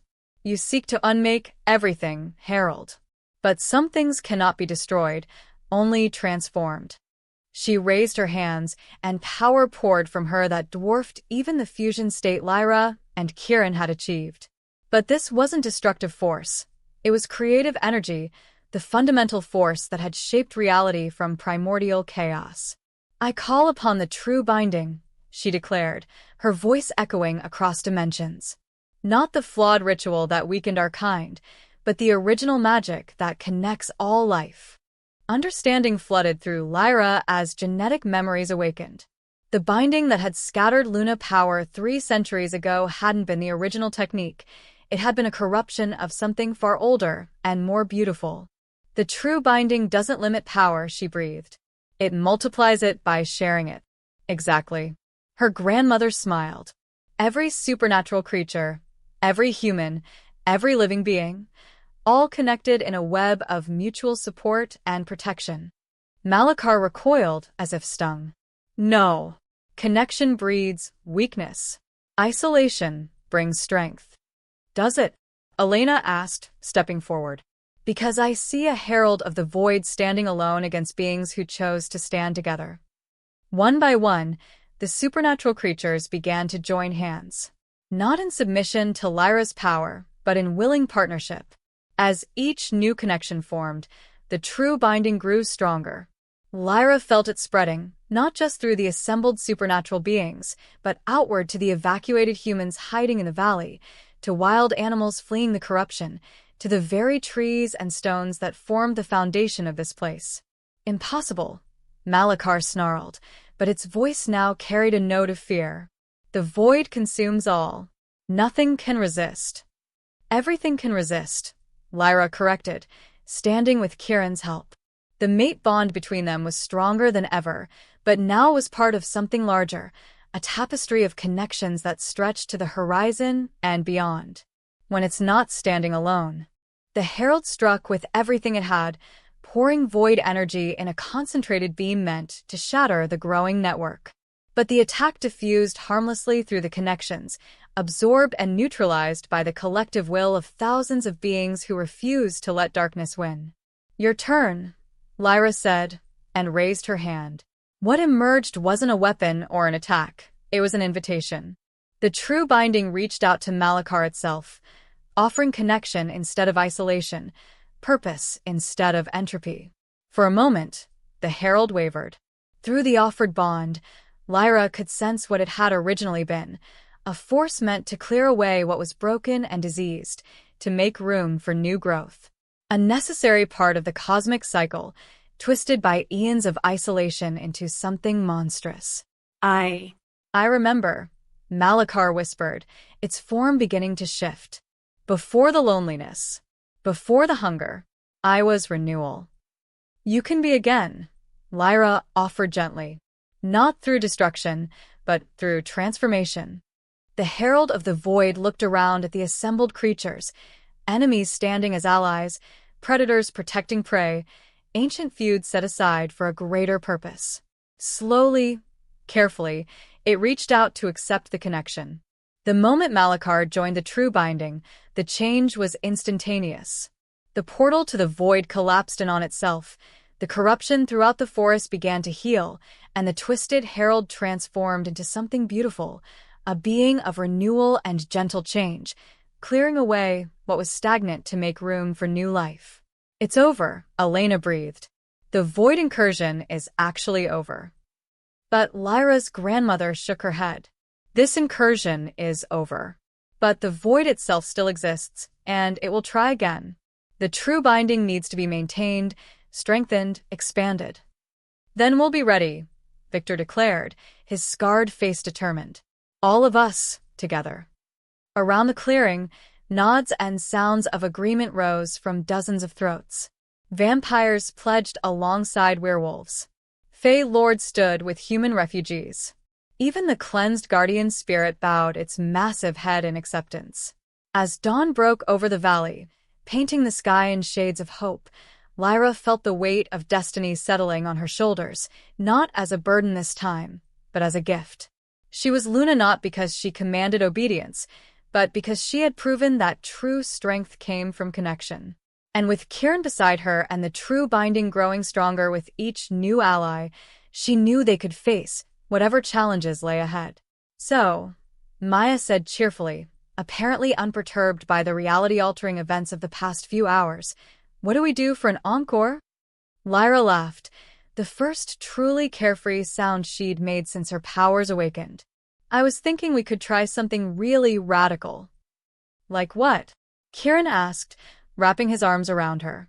"Like building a world where humans and supernatural creatures don't have to hide from each other anymore." It was an impossible dream, a goal that would take decades to achieve, if it could be achieved at all. But looking around at the impossible alliance they'd forged in a single night, Lyra thought that maybe, just maybe, impossible wasn't quite as permanent as everyone assumed. Chapter 10. Lyra stood on the rebuilt deck of what had once been Moonbeam Coffee, watching the sun rise over a world that was slowly, carefully, learning to change. The coffee shop had been relocated to the border between Millbrook and the supernatural territory, a neutral ground where humans and other beings could meet safely. This morning, like every morning for the past month, both species were represented among her customers. 2 lattes, one with extra foam, one with a shot of liquid moonlight. Marcus Thornfield called out from behind the counter, apparently unperturbed by the fact that one of his customers was a particularly caffeine-addicted pixie. "Still find it weird that you went back to making coffee," Maya commented, materializing beside Lyra in a swirl of frost-touched air. "I mean, you could rule the world if you wanted to." "I never wanted to rule the world," Lyra replied with a smile. "I just wanted to save it. Coffee is just a bonus." Through the large windows, she could see the fruits of 3 months of careful diplomacy. Human children played in a park that was watched over by protective Fae guardians. A vampire medical researcher worked alongside human doctors to develop treatments for previously incurable diseases. Werewolf construction crews helped rebuild what the Void incursion had damaged, their supernatural strength making quick work of heavy lifting. It wasn't perfect. There was still fear on both sides, still those who preferred the old ways of secrecy and separation. But the true binding continued to grow, one willing connection at a time. "How's the integration committee meeting going?"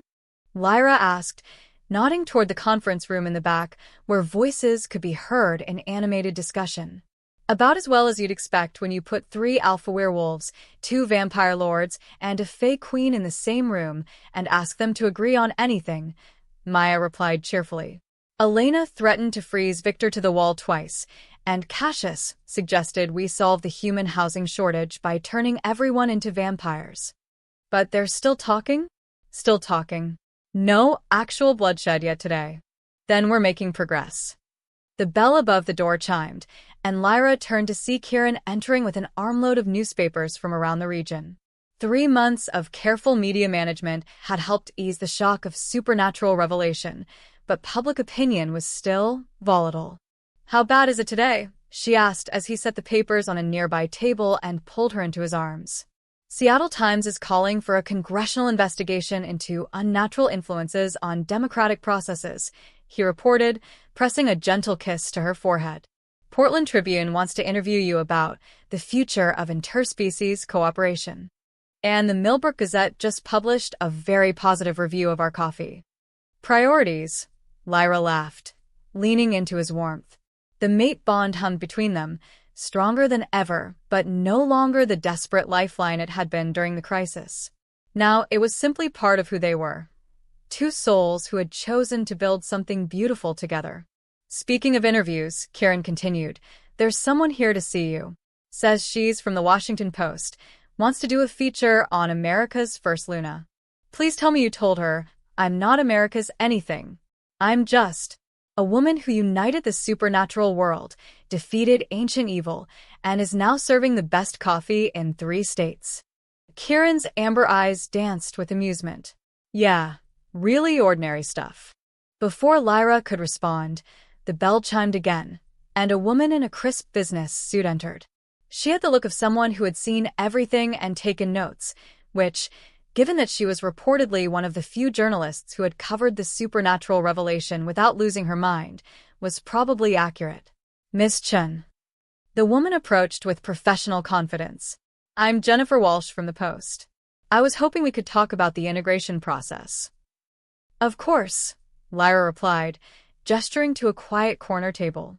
"Though I should warn you, if you're looking for dramatic revelations or earth-shattering pronouncements, you're going to be disappointed." "Actually," Jennifer said, settling into her chair and pulling out a digital recorder, "I'm more interested in the day-to-day reality. Most of the coverage has focused on the big picture: ancient prophecies, supernatural politics, world-changing events. But what's it actually like to live in this new world you're creating?" Lyra considered the question while preparing Jennifer's coffee, a simple dark roast, no supernatural additions. "Complicated," she said finally. "Hopeful, but complicated." "Can you elaborate?" 3 months ago, humans didn't know supernatural creatures existed. Now they're being asked to accept that their neighbors might be vampires, werewolves, or beings from ancient mythology. That's a lot to process. And from the supernatural side? Centuries of hiding, of living in fear that discovery would mean death or imprisonment. Learning to trust humans with their secrets, their children, their true selves, that doesn't happen overnight. Jennifer nodded, making notes. But it is happening? Slowly. One relationship at a time. One act of kindness, one moment of understanding, one person choosing to see past their preconceptions to the individual beneath. Through the window, Lyra could see a perfect example. Dr. Sarah Martinez, a human pediatrician, was consulting with Freya Moonwhisper, a fae healer, about a child whose illness had both magical and medical components. 6 months ago, that collaboration would have been impossible. Today, it was just Tuesday. "What about resistance?" Jennifer asked. "Both species have extremist factions that oppose integration." Lyra's expression grew more serious. "They exist. The Purity Coalition on the human side believes supernatural creatures are an existential threat to humanity. The traditionalist pacts think any contact with humans will weaken our bloodlines." "How do you deal with that opposition?" "The same way we deal with everything else, through connection. It's harder to hate someone when you know their story, when you've shared coffee with them, when you've seen them worried about their children or excited about their dreams." "That sounds idealistic." "It is idealistic," Lyra admitted. "But idealism backed by the true binding isn't just wishful thinking, it's a force for actual change." Jennifer leaned forward with obvious interest. "The true binding. Most of the coverage has been vague about what that actually means. Can you explain it?" Lyra paused, trying to find words for something that was more felt than understood. "It's a network of willing connections between all living beings. Not mind control or forced unity, but chosen cooperation. When someone joins the binding, they're agreeing to consider the well-being of others as important as their own well-being." "And anyone can join?" "Anyone. Human, supernatural, or anything in between. The only requirement is genuine willingness to be part of something larger than yourself." "How many people are connected so far?" "About 30,000 directly, but the effects ripple outward. When someone in the binding makes a choice based on compassion rather than fear, it influences everyone around them, binding or not." Jennifer made more notes, then looked up with the expression of someone preparing to ask a difficult question. "There are rumors that you and Mr. Blackwood are planning something bigger. A formal supernatural government, or integration into existing human political structures." Lyra smiled. "No governments. No rulers. The whole point of the true binding is that it can't be controlled from the top down. It has to grow organically, person by person." "But surely there needs to be some kind of organization, some way to handle disputes between species, legal frameworks for—" "There are," Kieran interrupted, joining them with a fresh cup of coffee for Lyra. "But they're based on councils of equals, not hierarchies of power. Representatives from each community working together to solve problems as they arise." "And that works." "Most of the time," Lyra admitted. "When it doesn't, we try something else." The beauty of not having a rigid system is that we can adapt as we learn. The conversation was interrupted by a commotion from the conference room. Raised voices, the sound of chairs scraping, and what might have been Elena's distinctly creative vocabulary being applied to someone's ancestry. "Excuse me," Lyra said apologetically. "Integration Committee Crisis Management." She made her way to the conference room, where she found Elena facing off against a tall, severe-looking vampire, while Victor tried to physically separate them. Maya was in the corner, apparently taking bets on whether actual violence would break out. "What's the problem?" Lyra asked calmly. "Lord Ashworth thinks humans should be gradually acclimated to supernatural society over the next century," Elena said through gritted teeth. "I think that's condescending bullshit." "Language, Elena," Victor said mildly. "There are impressionable young werewolves present." "I'm 23, Maya protested. "Lord Ashworth," Lyra turned to the vampire. "What's your concern?" "Humans are fragile," he replied in clipped, aristocratic tones. "Psychologically, emotionally, intellectually. Too much change too fast will break their minds." "And you think that justifies treating them like children?" "I think it justifies protecting them from knowledge they cannot handle." Lyra felt the true binding humming around her, carrying the emotions and perspectives of thousands of connected beings. Among them were humans who had not only adapted to supernatural reality, but were thriving in it. "Lord Ashworth, are you in the true binding?" "Certainly not," he said with obvious distaste. "I prefer to maintain my individual sovereignty." "Then you're making decisions about human capabilities based on assumptions rather than actual experience." Lyra's voice was gentle but firm.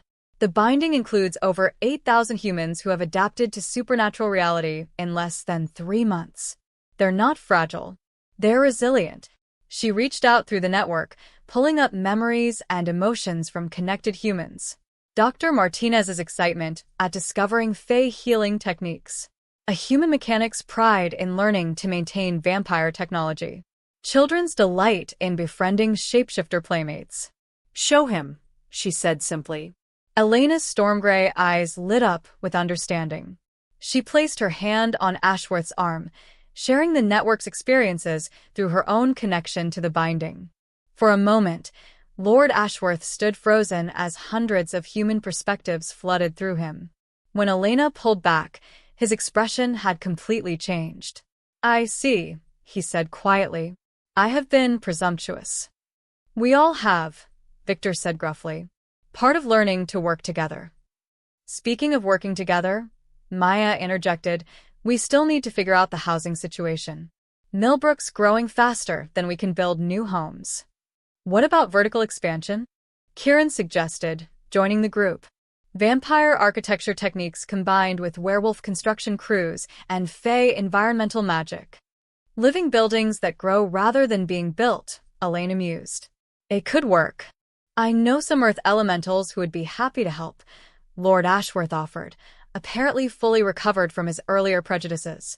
"Consider it my contribution to making amends for my narrow thinking." As the committee returned to productive discussion, Lyra slipped back to the main cafe area, where Jennifer Walsh was waiting with obvious curiosity. "Integration Committee?" the journalist asked. "More like a very passionate debate club with actual political power," Lyra replied. "They'll work it out. They always do. And if they don't, then we try something else. That's the beauty of building something new. You get to experiment until you find what works." Jennifer finished her notes and closed her recorder. "One last question. 3 months ago, you were making coffee in Seattle and had no idea you had supernatural abilities. Now you're arguably one of the most influential people in the world. How do you handle that kind of change?" Lyra looked around the cafe, at humans and supernatural creatures sharing space and stories, at former enemies working together to solve problems, at the quiet miracle of a world learning to be better than it had been. "I remember that I'm not doing this alone," she said simply. "Every person in the true binding, every human who chooses understanding over fear, every supernatural being who decides to trust, they're all part of the change. I'm just the person who happened to be standing in the right place when the spark jumped." "And Kieran? How does your relationship factor into all this? Lyra felt the mate bond pulse with warmth as Kieran looked up from the counter where he was helping a young werewolf learn to make the perfect cappuccino. He reminds me who I am underneath all the Luna power and world-changing responsibilities. He makes sure I remember to eat, to laugh, to take breaks. He's my anchor to the person I was before all this started, and my partner in becoming who I'm meant to be. That sounds like more than just a romantic relationship. It is. It's a choice we make every day to grow together instead of apart, to be stronger as a team than we could ever be individually. After Jennifer left, Lyra found herself alone on the deck again, watching the sun climb higher over a world that was slowly, carefully, learning to be extraordinary. "Penny for your thoughts?" Kieran asked, joining her with 2 cups of coffee. "Just thinking about how much has changed," she replied, accepting the cup gratefully. 3 months ago, I was worried about making rent and passing my night classes. Now You're worried about interspecies diplomacy and preventing supernatural civil wars? And making rent and passing my night classes, she added with a laugh. Turns out saving the world doesn't exempt you from regular responsibilities. Speaking of regular responsibilities, Kieran said, his tone carefully casual, Maya mentioned you've been thinking about expanding the True Binding network internationally. Elena thinks we should reach out to the European supernatural communities. Cassius has contacts in Asia. And apparently there are entire civilizations in South America that never went into hiding. That's a lot of travel. It is, Lyra agreed. Months away from home, probably. Dangerous, definitely. Complicated beyond imagining. Kieran was quiet for a moment, and she could feel complex emotions flowing through their bond, excitement warring with protectiveness, adventure calling to caution. "When do we leave?" he asked finally. You think I'm letting you change the world without me?" His amber eyes were warm with amusement and absolute determination. "We're partners, Lyra. In everything." She turned to face him fully, struck once again by how much her life had changed and how perfectly right it felt. "Are you sure? It won't be like the past 3 months. We'll be dealing with supernatural cultures that have been isolated for centuries, ancient grudges, political systems we don't understand." "Sounds like Tuesday," Kieran replied with a grin. "Besides, someone needs to make sure you don't accidentally start any international incidents." "I do not accidentally start international incidents." The vampire lord from Quebec would disagree. That was a cultural misunderstanding. Their laughter carried across the cafe, mixing with the sounds of a world learning to be better than it had been. And as Lyra looked into Kieran's eyes, feeling the mate bond humming with shared purpose and unshakable love, she knew that whatever challenges lay ahead, they would face them the same way they'd faced everything else. Together. Epilogue. The ceremony took place at sunset on the anniversary of the night everything changed. Lyra stood in the great hall of Moonhaven, but it was transformed beyond recognition. Where once ancient stone had whispered of secrets and hidden power, now the sanctuary blazed with joy and life. Flowers from every supernatural realm decorated the walls, silver moonblooms from the Fey courts, crimson nightshade from vampire gardens, and sturdy mountain laurel representing the werewolf packs. "You ready for this?"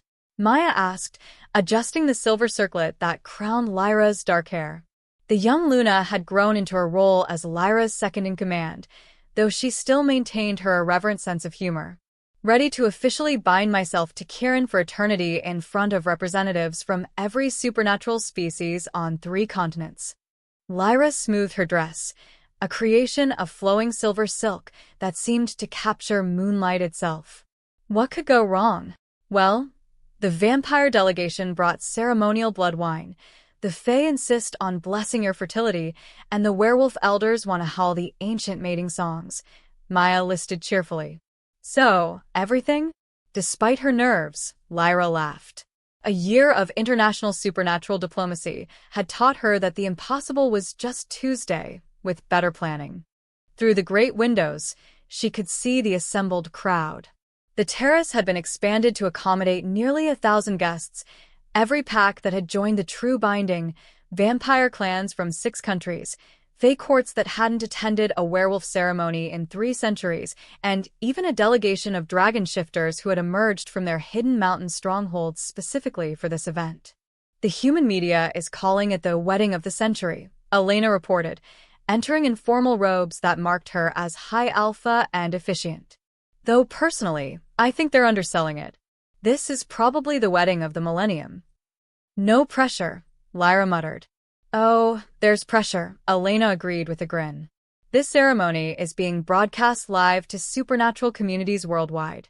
If you mess up the vows, you'll be a meme in 17 languages by tomorrow. Elena, Maya said sweetly, you're supposed to be calming her nerves, not making them worse. I'm being realistic. Besides, she's Luna. If she can unite ancient enemies and defeat primordial evil, she can handle a wedding ceremony. A soft knock interrupted their conversation, and Lyra's grandmother entered. She looked exactly as she had that night in the valley, small, elderly, but radiating power that made the air itself hum with possibility. Hello, darling, she said, crossing to embrace Lyra. You look beautiful. Grandmother, Lyra breathed, still amazed by her ancestors' presence. I'm so glad you're here. I wouldn't miss it. Though I have to say, your choice of timing is either inspired or slightly insane. What do you mean? Tonight's lunar eclipse will amplify any magical bonds created during the ceremony. Your mate bond with Kieran will become. She paused, searching for words. Let's just say you'll be setting a new standard for supernatural partnerships. Is that dangerous? Only if you're not completely certain about your feelings for each other. Her grandmother's eyes twinkled with ancient mischief. Are you? Lyra didn't even hesitate. Absolutely. Then you're ready. The sound of pipes and drums echoed across the sanctuary as the ceremony began. Lyra took her place at the back of the great hall, watching as the wedding party proceeded down the moonlit aisle. Victor Bloodfong, resplendent in formal black leather decorated with silver studs, escorted Maya to her place as maid of honor. The former brutal Alpha had become one of Lyra's most trusted advisors, his experience with corruption making him invaluable in identifying and preventing future void incursions. Marcus Thornfield followed, leading Thomas and 3 other pack betas who served as groomsmen. The Silvercrest Alpha's tactical mind had proven essential in organizing the complex logistics of international supernatural cooperation. Cassius Nightborn glided down the aisle with otherworldly grace, his role as master of ceremonies reflecting the vampire clan's enthusiastic support for the Union. Behind him came a procession of supernatural dignitaries that read like a fantasy novel's dramatis personae. But when Kieran appeared at the far end of the hall, everything else faded into background noise. He wore formal black with silver trim that matched the circlet crowning his dark hair, marking him as Alpha King in the old style, though the title now meant partnership rather than domination. But it wasn't his clothes that made Lyra's breath catch. It was the way he looked at her, as if she were the most amazing thing he'd ever seen, as if a year of partnership and world-changing hadn't dimmed his wonder at being loved by her. Point two. The mate bond hummed between them, carrying emotions too complex for words. Love, yes, but also admiration, gratitude, and an absolute certainty that whatever came next, they would face it together. When the music stopped, Elena stepped forward to address the assembled crowd. Her voice carried clearly through the hall and beyond, magically amplified to reach the millions watching around the world. We gather tonight to witness something unprecedented in supernatural history, she began. Not just the union of 2 individuals, but the formal binding of Luna and Alpha, human and wolf, heart and soul. Lyra Chen, will you step forward? Lyra walked down the aisle, feeling the weight of history and possibility with each step. As she moved, the true binding network hummed with support from thousands of connected souls, all of them celebrating, all of them sharing in this moment of joy. Kieran Blackwood, will you step forward? Kieran met her at the center of the hall, and when their hands touched, silver and gold light began to dance around them. The mate bond, enhanced by the lunar eclipse, was becoming visible to everyone present. The vows you speak tonight will be witnessed not just by those assembled here, but by the true binding itself, Elena continued. Your promises to each other will become part of the network that connects all willing souls. She gestured, and the air shimmered as the binding became visible, threads of light connecting every person in the hall, extending outward to touch millions of beings around the world. Kieran, do you have words for your Luna? Kieran turned to face Lyra fully, his amber eyes blazing with emotion. When he spoke, his voice carried clearly through the hall. A year ago, I was searching for something I couldn't name. I thought it was power or purpose, or maybe just a reason to keep going. He took her hands, and their bond flared brighter. I found all of that in you, but more importantly, I found home. You've made me better than I ever thought I could be, not by changing who I am, but by loving who I am while inspiring me to grow. You've shown me that true strength comes from connection, not isolation, and that the greatest power is the courage to trust someone else with your heart. The silver gold light around them pulsed in rhythm with their heartbeats. I promise to stand beside you in every adventure, to support your dreams even when they scare me, to remind you to rest when the world demands too much, and to love you with everything I am for all the days of our very long supernatural lives. And Lyra, do you have words for your Alpha? Lyra looked into Kieran's eyes, seeing past the formal ceremony to the man who had caught her when her world fell apart and helped her build something better from the pieces. I was so afraid when my powers awakened, she said softly. Not just of what I might be capable of, but of losing myself in the expectations of others. Of becoming someone I didn't recognize. But you saw me, not Luna, not a prophesied savior, just Lyra. You loved the person I was while believing in the person I could become. You made me feel powerful without making me feel alone. The true binding hummed with resonance as their emotions flowed outward, touching every connected soul. I promise to trust you with my fears as well as my strengths, to build our dreams together instead of pursuing them separately, to remember that we're partners in everything, and to love you not just for who you are but for who we become together. The light around them blazed brighter, and Elena stepped forward with a smile that illuminated her entire face. By the power of the true binding, by the witness of all assembled, by the light of the eclipse moon, I declare you bonded for all time. She raised her hands, and power flowed from her to encompass the couple. Let no force in any realm put asunder what love and choice have joined together. The moment Elena finished speaking, the mate bond exploded into something that transcended anything they'd experienced before. Not just connection but unity, not just love, but understanding so complete it defied description.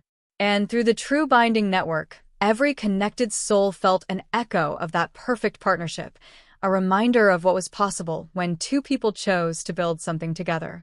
You may kiss your mate, Elena announced with obvious delight. When their lips met, reality itself seemed to sing. The eclipse moon blazed overhead, the true binding pulsed with joy from millions of connected souls, and the great hall erupted in celebration. As supernatural beings of every description cheered, howled, applauded, and made otherworldly sounds of approval, Lyra felt a profound sense of completion. Not because her story was ending, but because it was truly beginning. So, Kieran murmured against her lips, his voice rich with love and laughter. What's our first official act as a bonded pair? I was thinking we could dance, Lyra replied. And then maybe save the world again. You know, for tradition. Sounds perfect, he said, and spun her around as music filled the hall, and their friends, human and supernatural alike, began to celebrate a love that had literally changed everything. The letter arrived on a Tuesday, delivered by a phoenix whose feathers still smoked from its journey across the Pacific. Luna, Lyra, and Alpha Kieran, it read in elegant script. The Dragon Councils of the Far East formally request your assistance in mediating a dispute between the Storm Courts and the Mountain Clans.